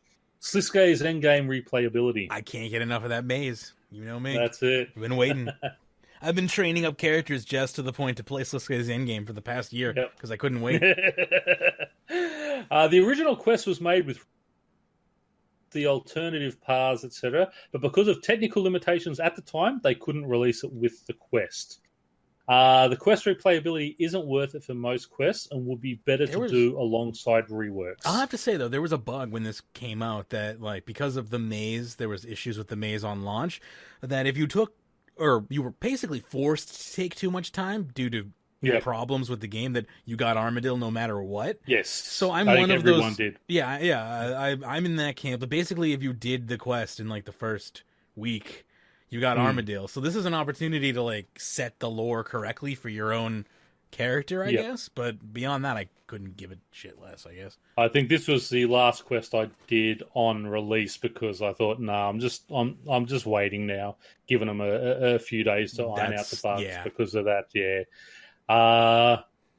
So I'm still taking them on, just head on. You can, for players like us who did get trapped with that, they're allowing a second canon replay. You can only do this once, but you can actually go and speak to, can't remember her name, and it doesn't look like they've put it in. Moira, that's the one. Moira from, where is she in Draenor? So she's down in Draenor Village, so you can actually select to do it. Why do I remember that, though? Because you can only do it once. Yes. So you'll get a second canon playthrough. So I thought that was really good for those people who did sort of get screwed over on release. Imagine, then your NXT client crashes in the middle of it. That would be terrible. That'd be typical of Aussies. It wouldn't be the NXT client, just be our. The Aussie worlds were just straight up offline for days this week or last week, I forget.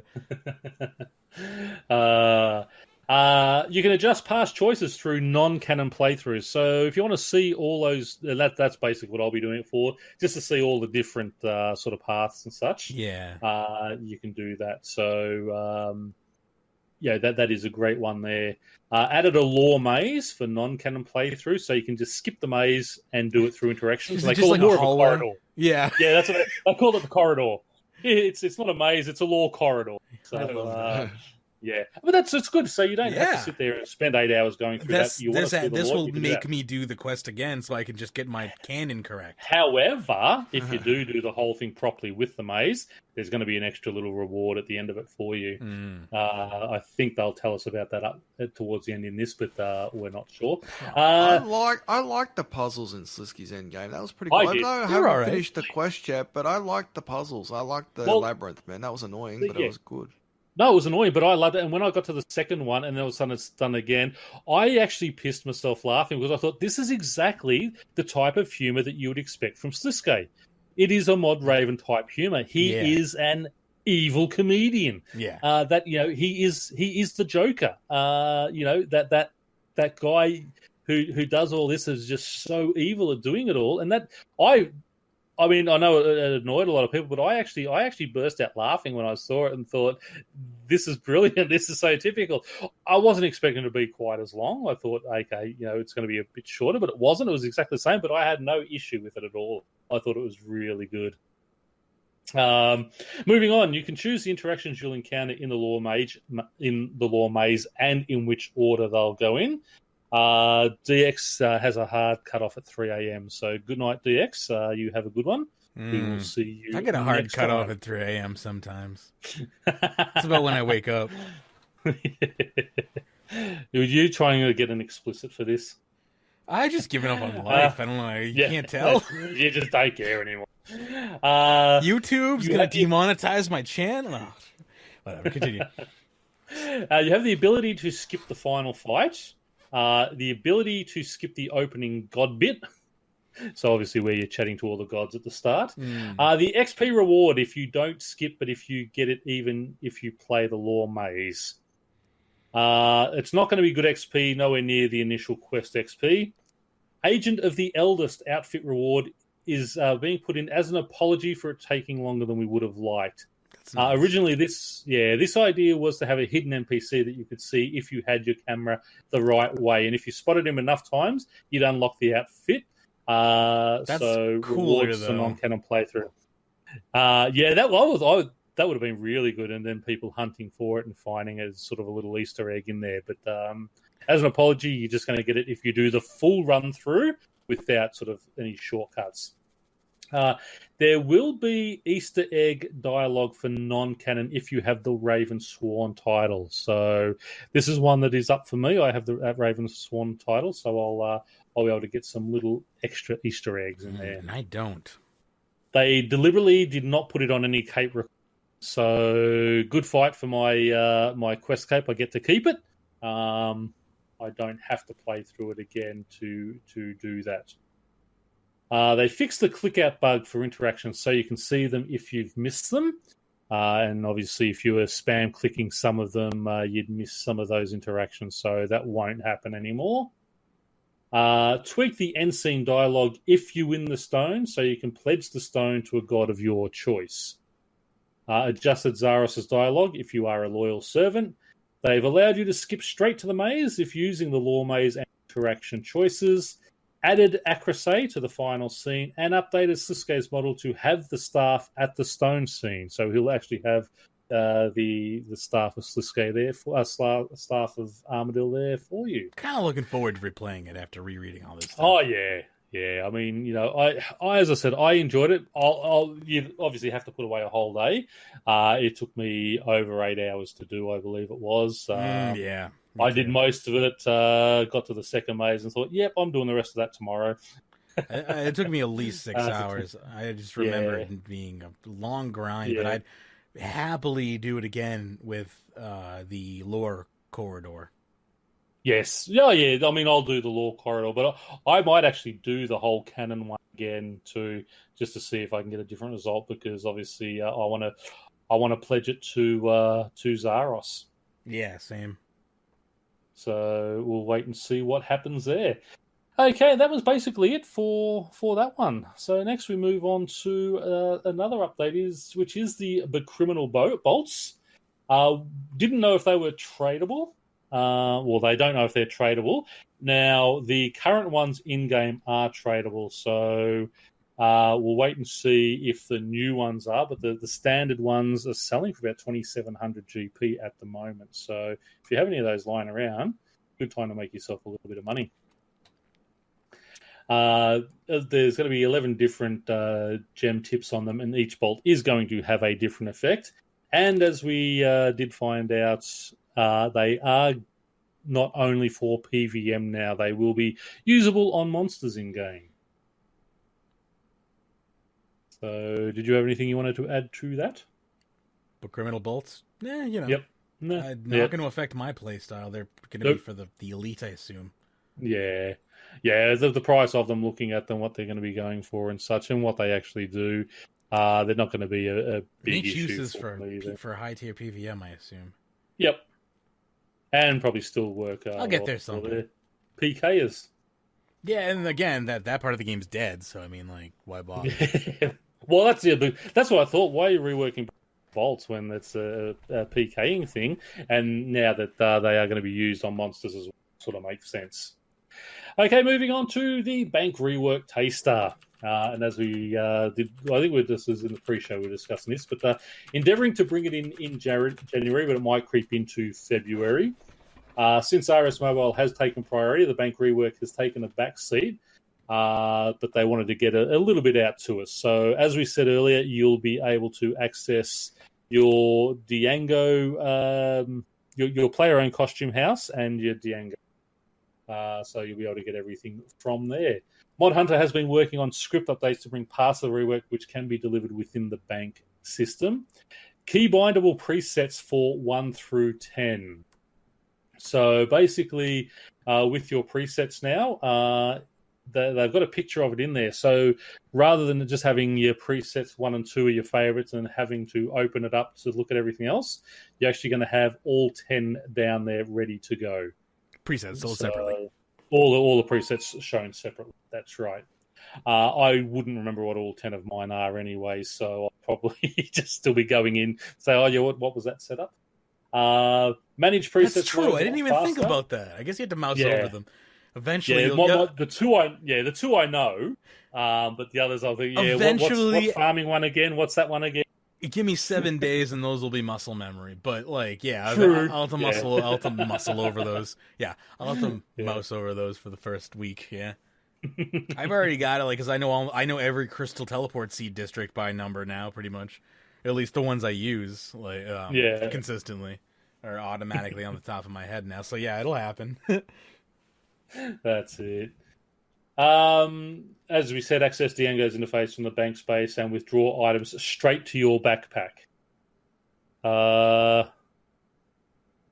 You can access the player-owned costume room from the bank, so that'll be your costumes, that'll be your armor that's in there as well, so don't forget that. Drop-down window to change the storage facility, and you can withdraw or deposit. So you can withdraw it straight to your your inventory, or you can actually deposit straight in there. You don't have to go to your house anymore. One less reason to go to your player-owned house. The cleanup mode button. I'm gonna be honest this will show real quick. Sorry, I've never used the costume room ever. Like, I have nothing in my costume thing, and once this is gonna like save so many bank spaces for me because I just refuse to use the player-owned house for like anything. So this is that's actually like a huge bonus for me. I wonder how many people are there out there like me. Anyway, yeah, probably a lot. I mean, I put everything in the costume, but I'd never go back for it. I won't even go there. I'm too lazy to even go there for the first time. Quest, I think it was the last vampire quest. We needed the Darkmire outfit or whatever it was for that. Yeah, destroy it. I forgot already. I stuck it in there, but I forgot I had it, so I went and got another one, and then realized later on, hang on, that's in my costume room. But anyway, I was just pissed off and had to go kill for another one. So right there with you. Now this is one that'll be good for you. The cleanup mode button shows whether an item has no use or can be stored by Diango. So if it's not useful, but if you have it in your player-owned house, you think, just bang, put it in with Diango, away it goes. So this is not to be taken as the bank rework. These are all features which are included in the main bank rework. Certain features like the placeholders cannot be done without the full rework. As much as we'd like to splash the catch and get new engine developers, it still takes months and months to train them to fully understand this engine. And that's where they were talking about. They have been outsourcing and getting people in, but the engine, obviously, this is an engine limitation thing, so it's one that you can't just get someone in to do. So, yeah, that's one of those things. Yeah, trying to get developers for RuneScape is not easy. It's like owning an exotic pet, you know? It's like trying to find someone who can specialize in such a, unique niche area is not easy. You gotta oftentimes retrain people, and I think anyone who's gonna work on. I mean, they have their own engine, right? Like they build it from the ground up themselves. So you're gonna have to train anyone coming in. One of the downsides of having a custom engine. Well, obviously there's many upsides to what you can do with a custom engine, but one of the downsides is long period of introductory for new people. I almost said new players. I'm done. You go. No worries. Well, that's basically it on our sort of batch one of the bank rework. The temporary updates, obviously, Haiti, Skull, and Fenrir are already in game. They're exactly the same as they have, so we won't go much into them. Victor Trader is here until Monday midday, so make sure if you do have anything there, get down, get him seen. He will disappear, so trade in that XP if you want to. Moving on to the Aura Management interface. The Aura Management button is in the Worn Equipment tab now. It doesn't close with combat or movement, so you can sort of open up and activate new auras as you're going along fighting in the middle of fights and such. There will be sort of a new interface that they have there for it. They have all pictures up there if you do want to see those. The auras as items will be removed and held in the interface rather than in the bank. So that frees up probably about 20 spots for me. Yeah. They will still be Viswaxable, so you can extend them with your Viswax still. And you can add auras to favorites. They're looking at probably a cap of 10 favorites. Right-click Aura Management button to activate your favorites. The aura slot will still be used, so it'll show it as active in that aura slot. Option to hide all aura-related warning messages. The aura is active. Are you sure you want to deactivate it? There will be an option to hide that. There will also be a list view, so you can have either the little pictures of it or a list view, which will probably be easier for me. I can read better than tell what icons are. You can use aura refreshers in the update. And the Hellion Aura reset will be available in there as well. Yeah. So another helpful here, I know. Yeah. This is another great quality of life update. Yeah. I'm super excited about the Aura interface because I oftentimes have trouble remembering to bring the correct Aura or any Aura. There's plenty of Auras that just never get used because I constantly forget to bring them with me. So. Yep, or I'll do a preset and forget to change out an aura because I've already used it and go down there and click and goes, you have 2 hours to wait on this one. I thought, yeah, thank you very much. Yeah. Happens all the time. Now, February-April updates. This is only about 60% of their February-April updates. So in the video when they're talking, people, a lot of people going, is that all we're getting? Is that all we're getting? No. Obviously it's,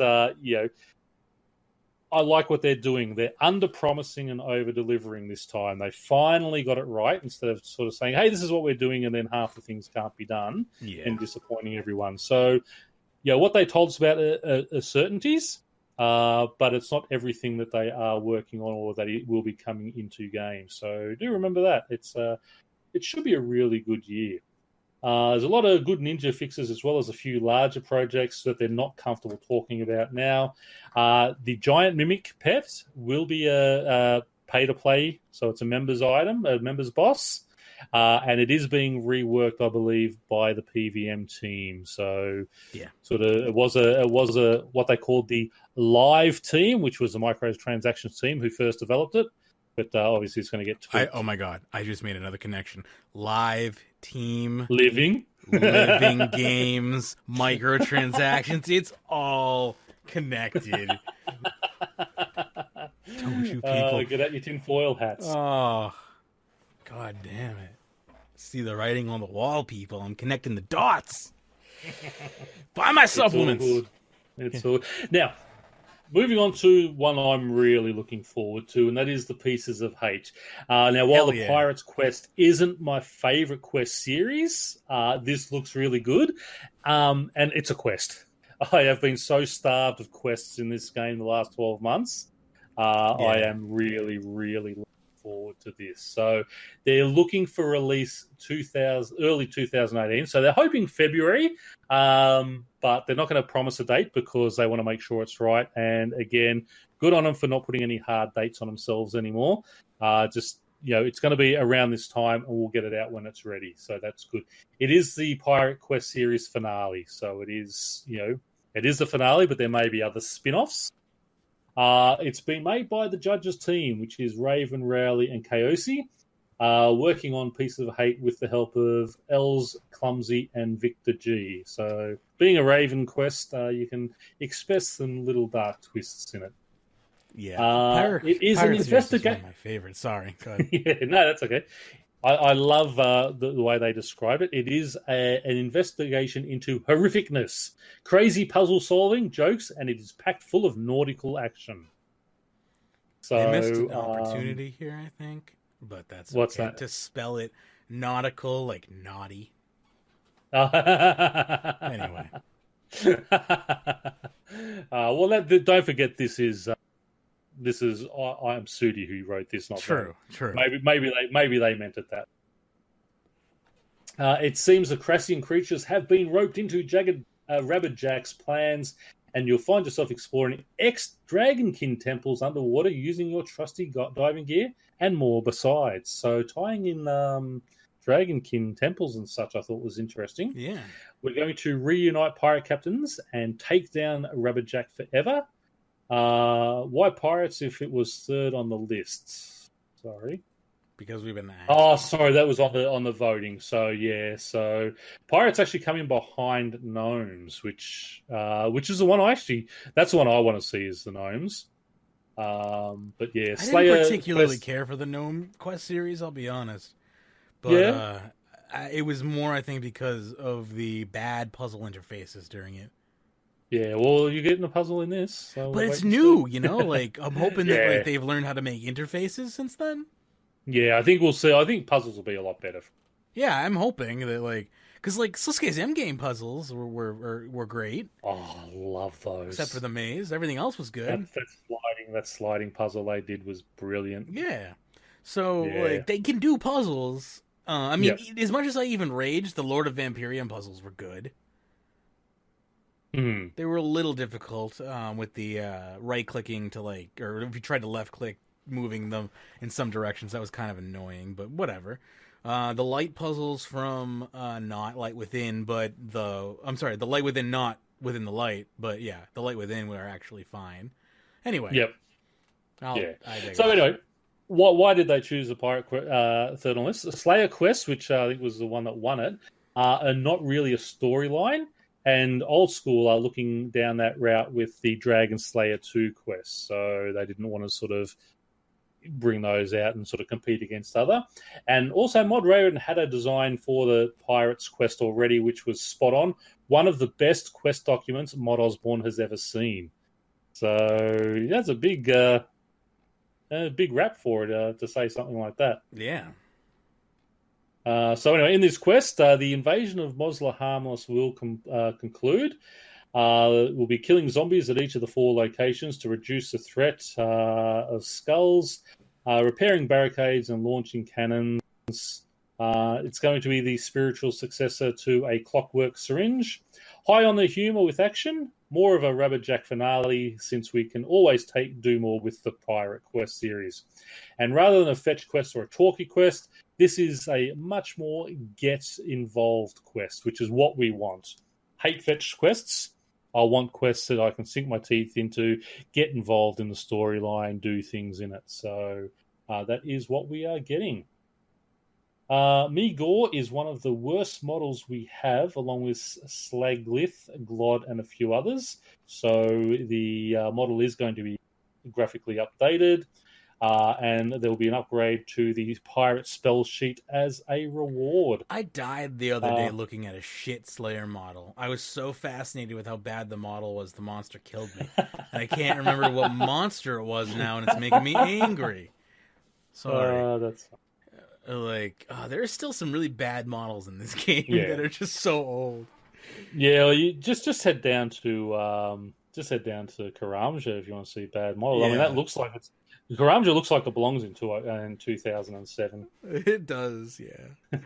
So the upgrade to the pirate spell sheets will include more locations and will be rechargeable with rum. I'm rechargeable with rum as well. Gathered a list of suggestions for players, which will be running by the player base comparatively soon, so look for a poll for that in-game. Madam She will be a bridge character to link the pirates with the Eastern Lands. We'll have Eastern Lands pirate. She owns a big fleet and plays an important role in the quest. Captain Izzy Nobeard has been visually upgraded, and he will have the agility cape in the final version. All the main pirates are going to be visually upgraded. There'll be an upgrade to barrel chest and a new death animation. Visually upgraded is a really interesting term. Like, if you haven't seen your friend for like a year and they've been working out all summer, you're like, man, you were visually upgraded. Well, that's true. Yeah, that's true. Yeah. I'll pay that one. That is very true. Not all characters are going to be graphically reworked due to time restrictions. You mean visually upgraded, actually? Sorry. I think you mean visually upgraded, not graphically reworked. This says graphically. I know. I'm joking. Yeah. Sorry. And not looking too graphically reworked. Maybe some lighting changes or some textures if we have time. So that made me a little sad. Yeah. I was hoping Karamja would receive a bit of a graphical upgrade, but obviously not. So that is it on the Pirate Quest. Next up, we had the minigame hub. They did a quick straw poll to see which games they want to have removed. It was just an idea. It doesn't mean anything. Yes, it does. They're lying to us. Yes. The survey system is going to be used in-game for this as well. They probably won't poll every single minigame, only the endangered ones. It's really Which is all of them. Polls. Yeah, exactly. Other than, I think Monkey Bonanza still does all right because of the Slayer ticket rewards. That's true, yeah. I was literally thinking is there any way I can scam Slayer VIP tickets without playing Cabbage Face Punch Bonanza? I couldn't think of any. Well, the good thing about Cabbage Face Punch Bonanza now, there's not, unless it's on Spotlight, you can pretty much do it solo now. I thought of an idea. Rarely people down there. I heard about that you could do it, but it's XP waste. Like, it's just such XP waste. Just suck it up and cancel the task or do the task. But that brought me to another idea. All right, I got a better idea for you, Jack. It's 2018, and it's time for Slayer MVP tickets, and they're 25 rune coins each, and it lets you pick any Slayer task that you have ever done before. It just puts a list on your screen of monsters, and then you consumes one Slayer MVP ticket or 25 rune coins. And there you go. And you can slay your way to 120 the pay to win way. What do you think? Yeah, maybe, but only you can only use them twice a day or something. Sure. Okay. Yeah, you can only use 2 a day. Yeah. I'm fine with only being able to use 2 a day. Yeah, but I if that's the case, I'd probably make them like 50 rune coins then, because Jagex isn't going to make as much money. Or actually, well, you can do that. Or maybe it'll give you a list of 6. You can choose one of 6, and there's always one guaranteed off your preferred list. Okay, that's much more balanced than what I said. Yeah. Is it still? Is it back to unlimited then? Is that but then you can do unlimited. Okay, all right, that's fair. That's fair. I like that. So you're not. I can't sit there and say, okay, I want to AFK and just do a ton of money today, so I'm just going to do a whole day of Abyssal Demons. So it has you'll get one off your preferred list. So I've got Rune Dragons, and actually I've only got 3 on my preferred list. That's the thing is like, so like the smaller your preferred, you could like bug that into like. Yeah, I just thought about that. Yeah, I was just thinking of that myself. Guaranteed Rune Dragons task every time. Yeah, every time. Yeah, that's it. Or maybe it has to go through 6. So if you don't have you have to have a full VIP list. Yeah, then you'll miss one on that. You won't actually get it. Yeah, for it'll that just be one. blank, or it'll be another random instead. But every 6th one at least. So every 6th one would be guaranteed. Sure. Yeah. Okay. Yeah. See, this is what QA sounds like. Sorry. I'm sorry. Yeah. No. As soon as you said that, I had the same thought that that could be bugged by. I could just. Because I only have one on mine, I could have it, every time the same thing. But anyway, let's get back on track. And get back to this. The survey system will be used. Sorry, we already said that. The location, there is a lot to consider. A surface world Gamers Grotto feels too amusement parky. Ideally, we'd have it accessible from various points in RS. So, does this mean we dump it into a free-to-play area? Shattered Worlds already feels like it's tacked on. If we're not going to do that, what are we going to do? Is it off-world, accessible by lodestone, accessible through portals like a holiday event? I would have you've got a whole lot of area now in new GE. You've got the Prifddinas GE. You've got portals down there. Just have an island. It's all on an island. Bang! You jump in there. Away you go. Do you think like the actual landmass of Tutorial Island still exists, and they could just delete Tutorial Island and just turn it into Minigame Island? Because that'd be really cool. Use of land. Wouldn't see why not. I mean, I know like lore-wise, you can't call it like Tutorial Island because Tutorial Island's under the water now. But I wonder if the physical island still is there, taking up game space. I wouldn't see why not. I think that would be interesting. Like keep the model, if you know what I'm saying. Like keep the basic model and like rebuild around it, and just like because people love nostalgia and mini games are from that era, And the whole thing, you've got that little pathway, so you're walking from game to game to game. Yeah, but it's small and enclosed. It looks like a little theme park, Yeah, that's right. And then that doesn't matter if it sort of feels so cool. amusement parky because it'll be on its own little island, so it can feel that way. Yeah, it's just like its own little separate thing. That'd be adorable. That's it. I'd love that. Maybe you can have a lodestone there, but you can also access it through the portals. Sure. So if you're not near the bank or whatever. Want to go there, just bang lodestone straight there. Or if you're there, your portals don't cost you any charge. Away you go. Yeah, the portals don't have to like use an item or anything. They can just have a teleport. Yeah. That's it. No, I like that idea. Anyway. Yeah, so moving on to Treasure Trails, releasing in February or March. I was actually hoping this was going to be a January release, but anyway, February, March, I can wait that. It's the first quarter of the year, so I'm happy about that. Yeah. The stash units will be coming in. They'll be placed in, obviously you'll need to have the items. You'll place them around the game world. They can be built with the appropriate construction level, and you store all your emote clue items in it. The interface will be similar to OSRS, allowing you to track which stash units you have already discovered and filled. Loot will not be retroactively applied. There'll be an achievement for building and filling all stash units. Multiple clue scrolls up to 25 of each tier may be held at one time, and I loved hearing that because they said 10 originally. Upping at 20, I think 25 is a really good cap on that. Same here. It makes my live streaming ideas even better. Yeah. It's like I can nice and stock up for a full clue scroll stream if I want. That's it. However, only one of each tier may be in progress at a time. Makes sense. Clue scroll drops will now come in sealed version, so you'll have a sealed clue scroll. A soft cap, so things like aquarium and skeletal horror will break the cap and exceed 25. So obviously, if you've got 25 in there, you don't want to miss out on your free ones. You can get those as well. You can only have one active clue of each tier. We just said that. They've said that twice.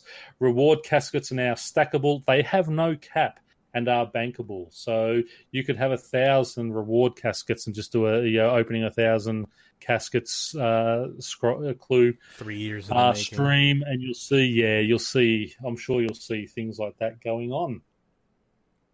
No plans to make clue scrolls tradable, and they should never, ever, ever, ever make those. That would kill the mysticism behind them. That's it. Yep. No, I don't ever want to see those tradable. It's fun when you're sitting there fighting something and trying to get it as a drop. Yeah. They've remodeled Yuri, and they've improved the wizards. They can be left-clicked in the wilderness. Zamorak wizards are wilderness only. Graphically updated.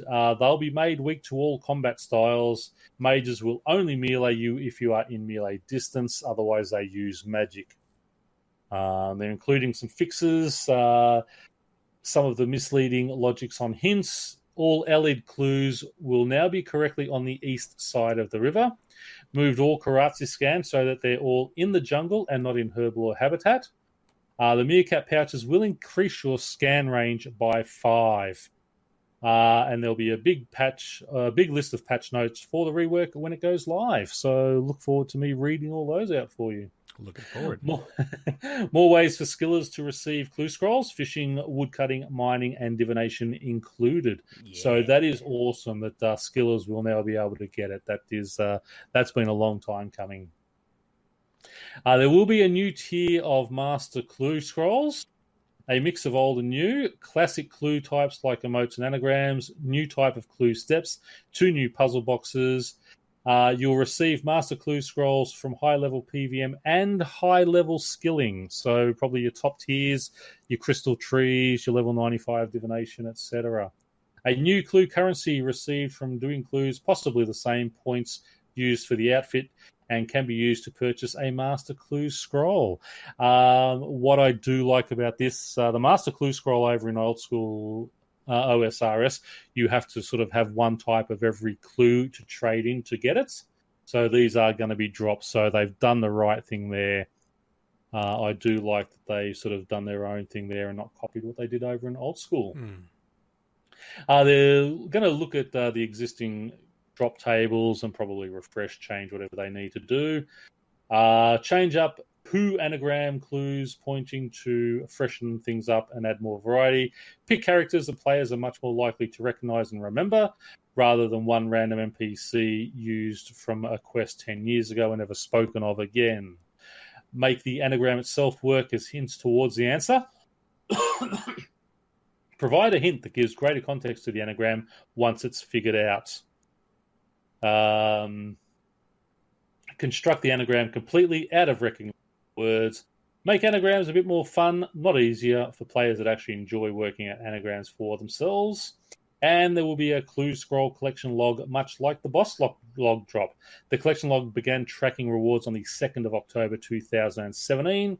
It will, however, only be visible to players when the rework goes live. Re-rolling the clue logs, both the original and the re-rolled items. Master tier will be added to the log. Potentially have titles, but not 100% sure on that as yet. And the log can be used to access Argento's options. I'm not sure who Argento is. But, the new NPC coming along with the rework that's going to be outside the Scroll Hub. Yeah, fair enough. Where the footprints, talked about last year, required a lot of work, but will be coming after. So they're still going to do footprints. Totally forgot about that. Not gonna lie. Yeah, it's just not something that really bothers me. Didn't work that with much. Hunter very well, so I don't know. Yeah, that's it. Blue Scroll Hub outside Varrock Grand Exchange. We'll find out lots of information there, where to get clues from, etc. First time you talk to her, you'll receive a clue based on your level, free elite for high levels. She'll have right-click options, new clue settings to toggle receiving clues and their loot beams, stats interface, hidey hole locations interface, a notice board which will show the last 50 clue rewards on your world, and the Well of Goodwill will be moving slightly south. And you can now stack up to 3 rerolls. That's another good one. Yeah, I like that. I don't have to feel pressured about gotta reroll right now, even though I got a good reward here, just because it's not a die. Yeah. So I'm glad to hear that. Yeah, if it's over 500k, I don't reroll. I do, because it's like, what if that reroll held the die? And even though it's like that's not how it works, but you know. Yep. So the rewards, the Master Clue rewards, some of the icons will be placeholders that they've shown on the little map there. But second age equipment, it is confirmed to be mega rare, and also be second age weapons. Will be of augmentable tier. Cool. A flaming sword cosmetic override that can be applied to all swords and offhands. The one shown was earlier work in production. There was a little picture there of it. Since then, the flaming effect will now go up to the tip of the sword, more dynamic, unlike dyes, which have to be done all manually, which makes it easier to update with new swords. Kapeshas, Zamigod sword, 5-piece, tier 40 Robin Hood outfit to finish the Ranger boots and hat. That won't be a Master Clue reward, more suited to lower tiers. Master Clue rewards add-on for the Robin Hood outfit, one add-on upgrades 1 piece. Undecided on stats. Previously, we told you it was going to be tier 85. Potentially updating Robin Hood, the NPC in-game, and the Robin Hood boots and Robin Hood hat icon will get an update. So that is the concept art really looks good cool. stuff. Yeah, And concept art's always cool. Yeah, concept art's always good. They have great concept artists. The in-game models look good as well. I love their concept art. Yeah. So onto the Ice Die. People have been disappointed with it. Received feedback and are looking to make changes to the animated textures and environmental mapping. And then they've shown pictures of the sort of a few different armors there. Pajamas, existing sleeping cap will be remodeled. They're going to put in a tuxedo and ball gown outfits. Both genders can wear either outfits. I mean, I don't know. Is this RuneScape needing tuxedos and ballroom gowns? Doesn't really sort of suit the immersion to me. But anyway, each to their own. I don't mind. It's a fantasy game. Yeah. It doesn't bother me. Oh, well, once I got beach outfits and sunglasses and all that type of stuff, they killed all that off anyway. I believe the argument was like it was originally like a medieval kind of like game. Yeah. But I think they've definitely shifted more into the medieval fantasy than just straight up medieval. That's it. All you role players out there will have lots of fun. We've been for decades. Trailblazer outfit. Completing clues will give you points. Points will be given retroactively for previous clues completed. How did I mess that word up? Spend points to unlock the outfit. 1k per piece, 5k for the full outfits. The more pieces, you can go a bit tired, can't you? Yeah. The more pieces you own, the more points you can earn. Each piece has its own active. Earn charges by completing clues, 5 clues per charge. Each piece on purchase will have 1 in 4 charges. Boots. Activating these boots will give you the energy to run for miles without tiring, same as the Ooglog pool buff. Gloves will let you use your teleport scrolls directly from the bank. How good is that? That's pretty cool. I like that. Yeah. Shorts performs the correct emote for your clue. Backpack, swap your active clue for another of the same tier. Body, teleport to the location of your active clue. And they have some passive rewards, which act as a hidey hole outfit for the emote clues. You'll still need to have the hidey hole item stocked. Acts as a luck of the dwarves when looting a casket. Doesn't stack with the luck of the dwarves, so you're not going to get double luck. Owning 2 pieces gives you 1 more reroll storage per tier, 4 in total. Owning 4 pieces gives you 2 more reward rerolls storages per tier, and 1 less clue is required to earn a reroll and ability recharge. 1 less step is required to completing a clue scroll. Effects are subject to change, so they're still sort of looking at those.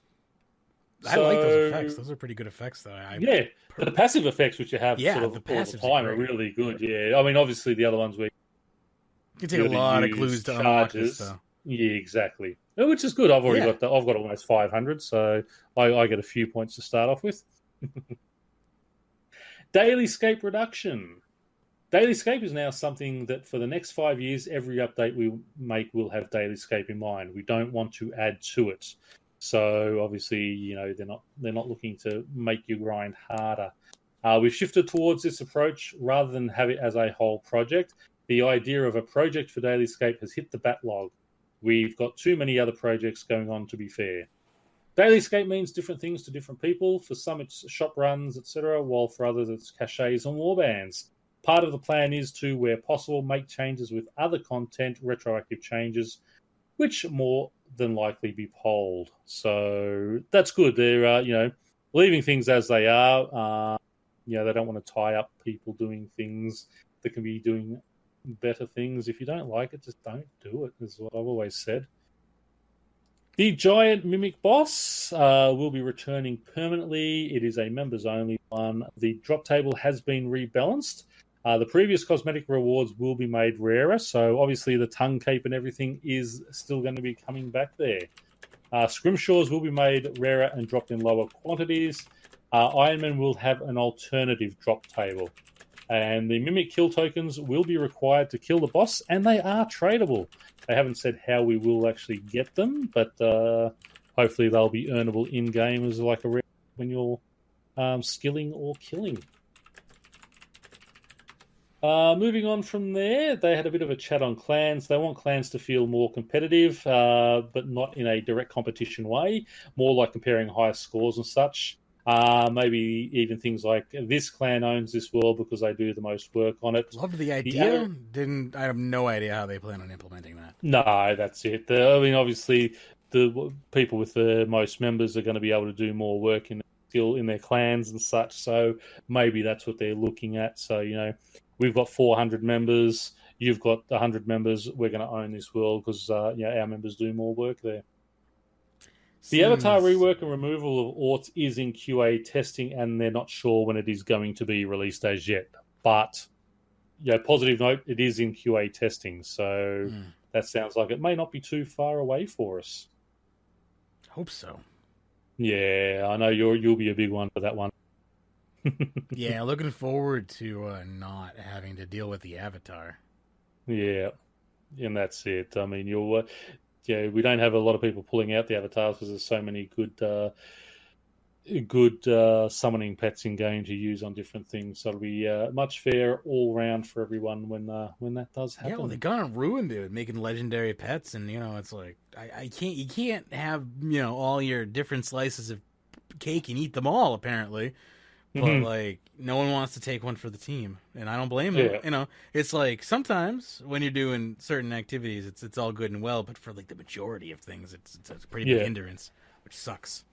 And shouldn't be. It. We need more reasons for people to participate in the clan activities. So I say yay to getting rid of this. If I'm skilling other than divination, I would usually grab one, but I always sort of forget about them.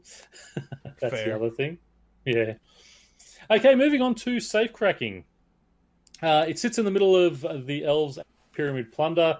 Elder Trees for Thieving is the way they've actually described it. There will be a perk unlocking system in the aquarium, so a new perk being added to your aquarium. Mod Shogun began development on the 13th of November of this. It will be an expansion to the Thieves Guild and is targeting players leveled between 65 and 95. You'll be traveling across the world to the most lucrative castles and keeps, looting their valuables and dodging their security and alarm systems, returning to the guild with your loot, currently at 15, including the top of Varrock. Safes also carry legendary items, things so precious to Thieves Guild that they want to display them for every up-and-coming rascal to see. You'll be earning XP and hanky points. Each legendary item acts as a perk to thieving, much like prawn perks for fishing and memorials of Guthics for divination. Brand new tier of hanky points and reward shop items are going to be available. It will optimize your thieving training further with additional loot bags and better safe cracking techniques. There'll be a thieves kit, which will give you a lockpick and a stethoscope on your tool belt, not before time. It'll be consumable stun protection. Consumable stun protection, which will give you a stun immunity. Currently at 30 seconds, only works with thieving, but obviously that is subject to change. Those with 99 will get an immediate boost. Obtaining a looting bag from the guild to store your safe cracking loot. Cracking a safe is pretty AFK. Once looted, you can't loot that same safe for X amount of time. Currently looking at 5 minutes.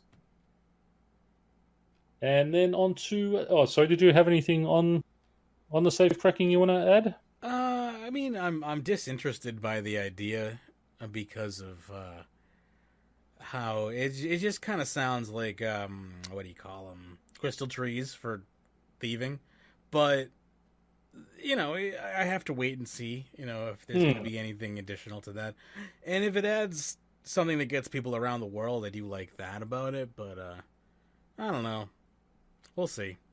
Yeah, no, I sort of like the sound. It sounds interesting, and hopefully, in these legendary items and things, you know, I want to know that what you're getting. So these are the type of things where you should have a rare chance for some, you know, some good little boost or you know, item that helps you out somewhere else around the game. That's where they need to put things like that into.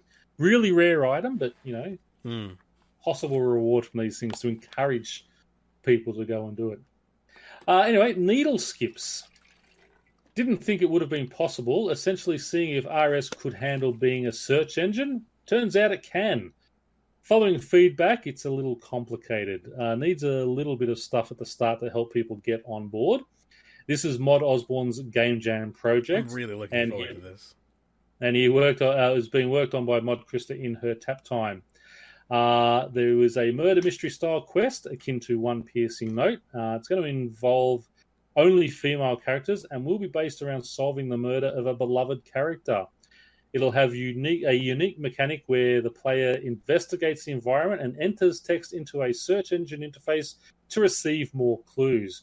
This will allow for its events to be played out of sequence. This is like old school text RPG, and I can't wait. That's what I was just thinking. I thought that sounds really cool. Yeah. It's like almost a choose your own adventure type. Yes, thing. I was a total nerd for these types of games when I was a kid, like in DOS and on the Commodore 64. My friend had a Commodore 64. I didn't even know it was a Commodore 64 literally until like 5 years ago when I realized I saw one, you know, in a video, you know, of Commodore, and I was like, oh, that's what I played on as a kid at my friend's house in the attic where he had all those video games. Yeah, like, I bought off my old neighbor a Commodore 64 with all the adventure games, you know, Adventure Quest, Pirate Quest, Murder Quest, all those, and hours and hours just reading and to, you know, throw salt at the ice wall and all that type of stuff, and you know,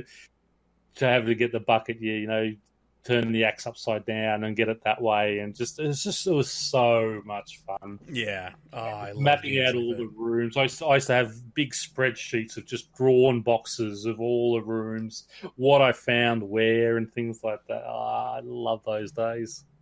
Me too. Yeah. Okay, anyway, so that's basically it on the TLDW for... This is not this week's, obviously, this is last week's, the year ahead one. But some really, really good things coming up at, looking forward to. Obviously, the Quest is my biggest one. How about yourself? I am looking forward to a lot of things in this document, mainly the fact that people voted really high on skilling and skilling reworks. Yep. So like that excites me for the year. Obviously, despite the fact that it being very large, this document doesn't cover too much about mining and smithing. But that's obviously I'm really excited for what that will do for 2018. And I believe next week we will be covering mining and smithing in more detail, as they'll be talking about the beta and stuff like that. So yes, that's my big wait and see for 2018 is mining and smithing. I'm going to be excited for deep sea fishing. Whether or not it's going to be very useful to me at 120 fishing is obviously kind of duh, but I'm still excited to see, you know, what they can add to one of my favorite skills in the game. So tons of stuff that I'm looking forward to. The treasure trail, oh my god, so much stuff. Treasure trails. The quest and the 2018 treasure could- trails are my two best. Yeah. Yeah, as you said, the deep sea fishing. I don't know how much that's really going to bother me. But the new best in slot sailfish obviously is going to be the draw card down there for the higher level fishermen. Yeah, it should be interesting. See how much money we can make off those. I mean, now that I know how to slay, nothing, everything is meaningless. But this is why I didn't want to become a slayer, because I was like, now I'm making like 50 million gold a day. I mean, and it's just like there's nothing matters anymore. Yeah, that's it. It makes life a lot easier. Yeah, I mean, yeah, it's not like I have a bunch of party hats. I'm obviously being hyperbolic here, but what I'm saying is that like skilling is ruined for me even more so now, because it's just like I can't make any money skilling. Anyway, continue. We got a few posts here. Do you want to do these posts? Just a couple of little fun posts for people. These I found a little while. They're still funny, and they still get a chuckle at them. This first one is called "Returning Hacked Items" by Vice City Griff. I hear of many players getting hacked and seeing many every day, especially those advertising YouTube videos like "Watch to get 500 million" along the lines of that. Why is it that when someone gets hacked, the items are not returned? It could be made so no duplicates are made. Example: someone's Nox bow gets hacked, sold for 150 million. Why can't they roll that back? Nox goes back to the original player, hacker loses the 150 million, buyer gets their 150 million back, and Nox disappears. Oh, that wouldn't be horribly annoying. Yeah, I know. Someone can explain to me. I'm not talking about a time rollback for all servers/players. I'm saying just to manually return the items. Yes, you may have no Nox scythe to sell, but you would be even more furious if you were the one who was hacked. Perhaps one thing Jagex can do in that instance is create a duplicate scythe for you and remove that 150 million from the game. From where? Who takes the loss? Exactly. King rolled? How do you know? I mean, most people buy these things on the GE, so and it's bounced through a number of different accounts when they hack them as well. Yeah. So it's not just a matter of, okay, I'm going to take that off. Take it out of Duke Horatio's, fortunes. Yeah. That's it. There was just so much wrong with this pose. I just had a good laugh. It's just a gross misunderstanding of how the game works, is what it is. Exactly. But yeah, I mean, to just say, this just roll it back. So I buy a Nox. Your account's hacked. Your Nox scythe gets taken. It's put on the GE by DX, who's bounced it through 7 or 8 different accounts. So we don't know who it is. Mm-hmm. Now I just happen to go to GE and buy it. I'm not buying it direct off DX. I'm buying it from the GE. So how can you tell? So the one I bought is the stolen one, and not the one that was bought 30 seconds before me. Yeah, they just get dumped because there's not only one Nox scythe putting up for sale at a time. On the back end, that's probably trackable, but like it's the point. The point being is that like if we're dealing with like the pawn, like when a pawn shop sells something that is stolen, who gets in trouble? The person who buys the stolen item from the pawn shop, or the pawn shop? Who gets screwed? The pawn shop gets screwed. Like the person who bought the item, unless they knowingly bought the item stolen from the pawn shop, unless they were in on it, generally keeps the item. But like then the pawn shop takes the loss. Like you take the loss, unfortunately, not the person who buys the item, because they're innocent in the transaction. It sucks, yeah, but you don't get to push off your lack of, security on the person who was just innocently purchasing items. Exactly. It's just, there's the burden is not on the buyer. Sorry. Exactly. I just love it. It's like, it's like, it's like the person's just going to hijack it and go straight to the GE and do it. I mean, it's just never done that way. It's just like bounced. Yeah. It's to try and find out who actually did it and such. I mean, that's a lot of work, and that takes the thing that like the hacker sits there on that one account, sells all the items on the GE, transfers it back to their main, and goes along their way is naive and ignorant. at the same time, because these are huge criminal operations that are trading those items over to mule accounts that are then filtering them through other accounts. And and those mule accounts, the money doesn't stay on those mule accounts. Yeah. There's no 150 million to take off them. Yeah, and then that gold gets resold. Like, it's just it's you're cute, kid. Go back to playing in the Little League. Okay, so the next one comes from Shaker Rake, who says, "Banned, need any help possible. Hello, everyone. So basically, 4 years ago, when I was 13, I decided it'd be a good idea to try botting. Hindsight 2020, it was a terrible idea. Ended up permanently banned after my first strike botting on an account I had since I was 8. After this, I decided I would quit. Recently, I have been missing the game a lot, and it has been torturing me not to be able to come back and continue the progress I had made before I made the terrible decision. I always dreamed to be a maxed out account, and I think I want to come back and finish what I started legitimately as a more mature person. I have heard it is almost impossible to be unbanned, but I'm hoping Jagex and RuneScape as a whole will help me out. I'm the exception, right? Yeah, I'm completely understanding of the mistake I made, and I am just wanting to return. If anyone knows a way to help, I would be extremely thankful. I have tried appealing, but it was to no avail. No shit. I would love to talk on the phone or email to someone that I could help, and I have developed a newfound passion for the game and would love to come back and make a better environment as a whole. Thanks." I think they made the game a better environment as a whole when they banned you, actually. I'm sorry if you're missing it that much. Easy way. Make a new account, come back and play. And don't bot. Once you've had a lifetime bot, that is it. You have no sympathy. You're 13 years old. I don't care how old you are. That account is gone now and forever. It's funny because occasionally when you appeal really, really old bans, Jagex actually gives you a second chance. I've seen some interesting customer service letters, and they're like, "This is your absolute last chance." From bands that were 5-6 years old. So I mean, just wait another 3-4 years, and maybe you have a chance. For real, there is actual. I wish I was joking, but okay. This is. I'm dead serious. I've seen a few letters on Reddit recently that are real. They've been giving people who have been banned 10 years ago actual second chances at the game. So just wait until your band's 10 years old, and you're maybe you have a chance. See how serious you are. 10 years, I actually don't mind if they do that, but if you do it again, everything is complete. Yeah. Hey, David. Hey, I was in class. I wanted to come. Sorry. I just want to say hi to Pern. And also, did y'all feel I feel like I knew what cheating was at 13. I was about to be a freshman. I knew. Obviously, every 13-year-old is an idiot, because the front part of our brains are literally not developed.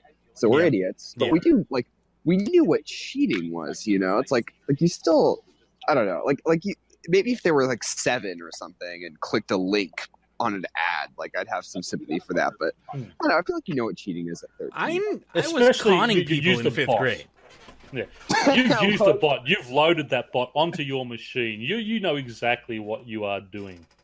I mean, I got caught shoplifting when I was 9 years old. I knew exactly what I was doing. I was trying to hide from the shopkeeper while I was putting those lollies down my pants. Yeah. I knew exactly what I was doing. I got caught, and it scared the crap out of me, and I never shoplifted again. I could tell a story that I'm not going to tell. Probably not even on an elite show. Even though that's such a scam. I'm gonna tell. You said I'm gonna tell a story, then you paused, and then said that I'm not gonna tell. Not cool of you. Reported for scamming. I'd love to tell this story, and I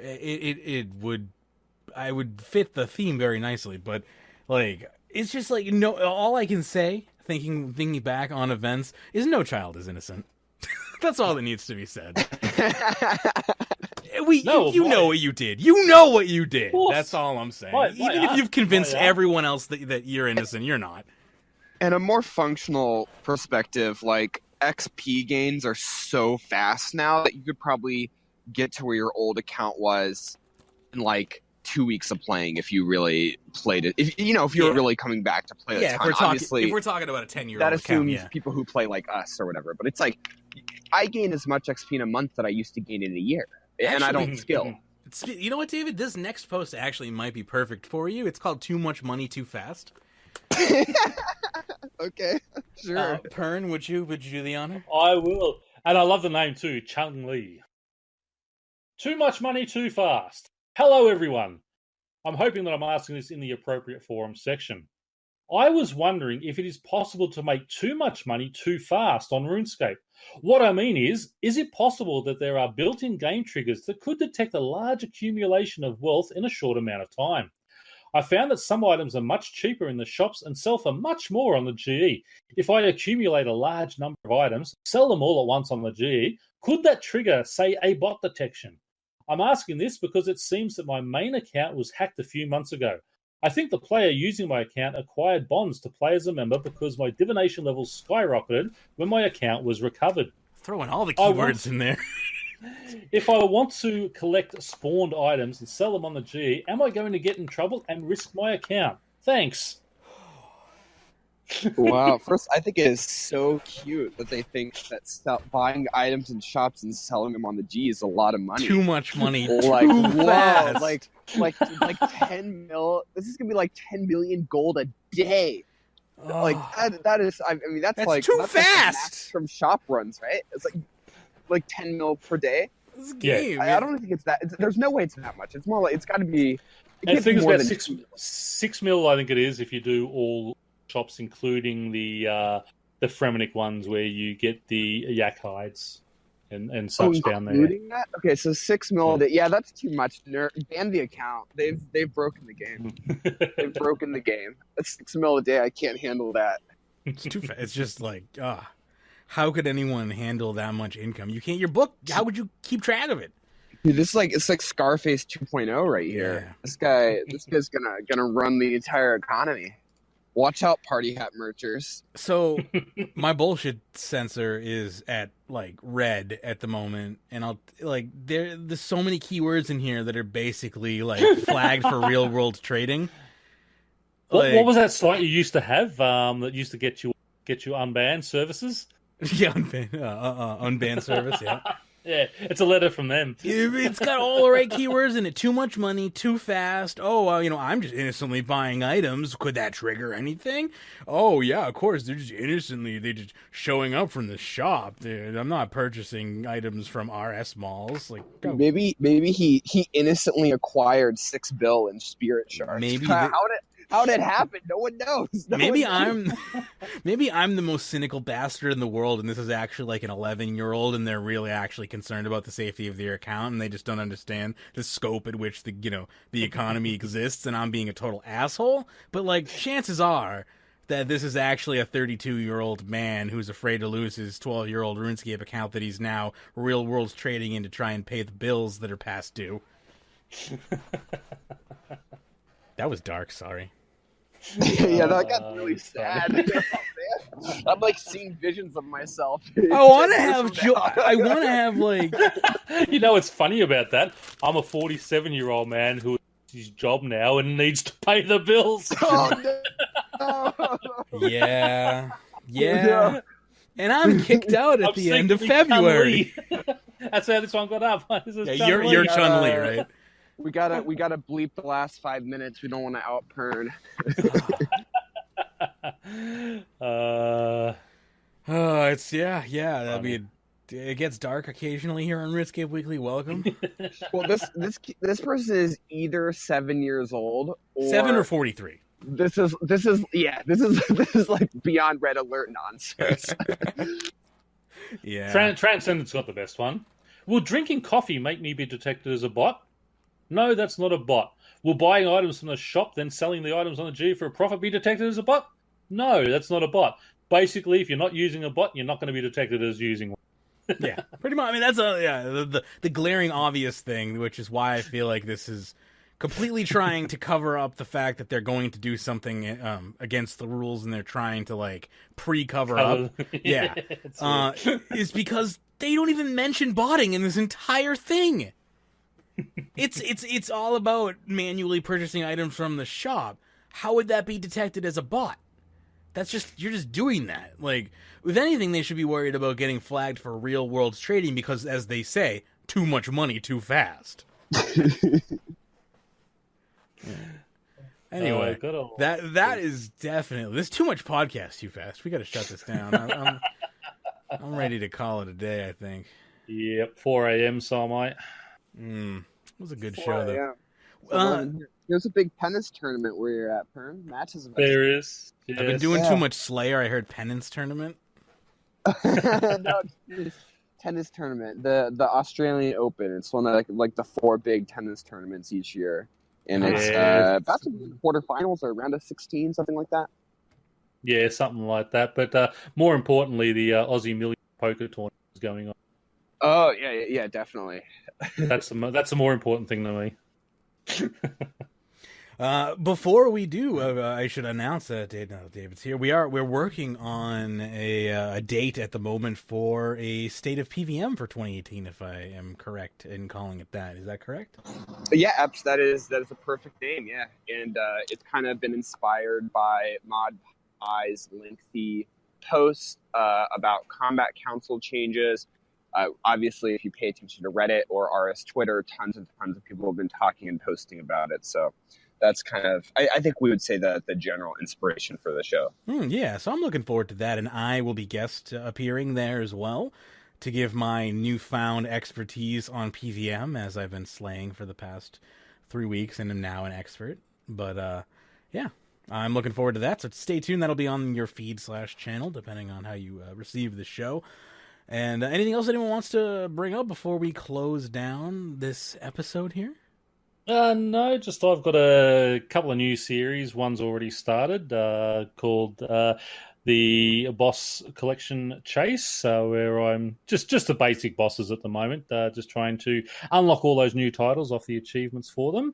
I'll also be having a new one coming out, which I'm hoping to start next week, called Thought Bubbles and Brain Farts, where it's just little ideas that I have in game. The first one, obviously, I'm just going to sort of go through the recent arc quest that I sort of wrote up and just sort of go through a bit of that and just different things and different ideas I have for the game. So if people want to sort of jump in there, have a look at those, and feel free to give me a thumbs up and subscribe. I need to hit 1,000 subscribers. Apparently, you'll hear all about that in the pre-show if you happen to listen to that. Yes, indeed. And definitely do listen to the pre-show. You can do so for as little as $1 over on Patreon.com/RuneScape. We could definitely use your help. We are definitely below our funding goals for the servers and whatnot. Luckily, not in like a majorly dangerous place at the moment financially, but that could change over the next couple of months as I have to leave my current dwelling by the end of February. They want to remodel the place so they can charge $3,000 a month for it, like all the other effing places in Boston. So basically I'm getting priced out of my own city, which is lovely. So now's an even better time to support than ever. Hell, keep Magebit in Boston. I'm probably gonna end up moving out west, down south all the way to New Zealand. I can't. Yeah, I mean, if I leave the state, I might as well leave the country, because like I have all of my like stuff is tied in this state, but like I have nowhere that like I really want to go that's in the USA. Like I just like get me out of this country, I guess. But like Massachusetts is a fairly safe place to be if you have like health issues and whatnot.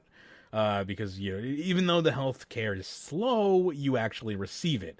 So even though it's like 6 months in between each like specialty appointment, at least I get the care. Whereas if I lived anywhere else in the country, there's a chance I may not receive it at all. So definitely want to stay within Massachusetts, but like I might have to move out west. But I would love to just like go live in the freaking like outback or something. That would be great. Or in the jungles of New Zealand. They have rainforest down there, right? Somewhere. Yeah. I'd love to live in there. They have less poisonous things too, I've heard. Anyway. Well, they got no poisonous things over there. We got all the poisonous stuff here. That's so yeah, maybe I'll But hang on. You got Donald Trump, who's just been given a clean bill of health for his mental issues. We don't talk about Donald Trump on the main show. That's the pre-show. If you want to listen to Donald Trump talk, you can check it out at patreon.com/RuneScape. Otherwise, we do appreciate your support, even though the content has been light. And I totally understand that, like, if I did more shows, there would be more support, wouldn't there? Yes, absolutely. So I'm not complaining. I am just letting you know if you do enjoy what we do, you know, a dollar or two can get you the pre-shows, and it does go a long way. Like, people think $1, oh, it's just $1. No, really, like, it does help. We need all of those dollars because they add up, and we want to be able to keep the servers online. Like I said, probably no worries about that in the immediate future, but if I can't find a place to live, that might become a problem. But that, I guess the same could be said for doing the show, couldn't it? Yeah, if I don't have a place to do the show's not going to get done just as much as the servers aren't going to stay online. But anyway, you can find all of our content on our YouTube channel or on our Twitch channel. Magebit.tv is our Twitch. We're over on YouTube as well, RuneScape Weekly. You can find out when we go live and all that fun stuff on our Facebook and Twitter pages. We're RS Weekly on both of those. You can join our Discord as well, discord.runeweek.com, or in-game clan chat, Kill, Skill, and Chill, or clan.runeweek.com. We have a clan competition going on this month. It's a cooking competition. So Cooking XP is the current clan competition. And again, that's pretty much going to wrap it up for this edition of RuneScape Weekly. Sorry for the lack of shows. I have just been chronically ill for the past year with no real resolution in sight.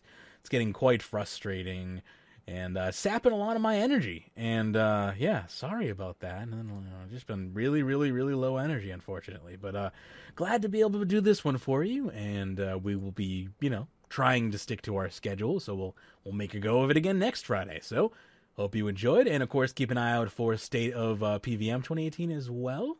And until then, happy scaping.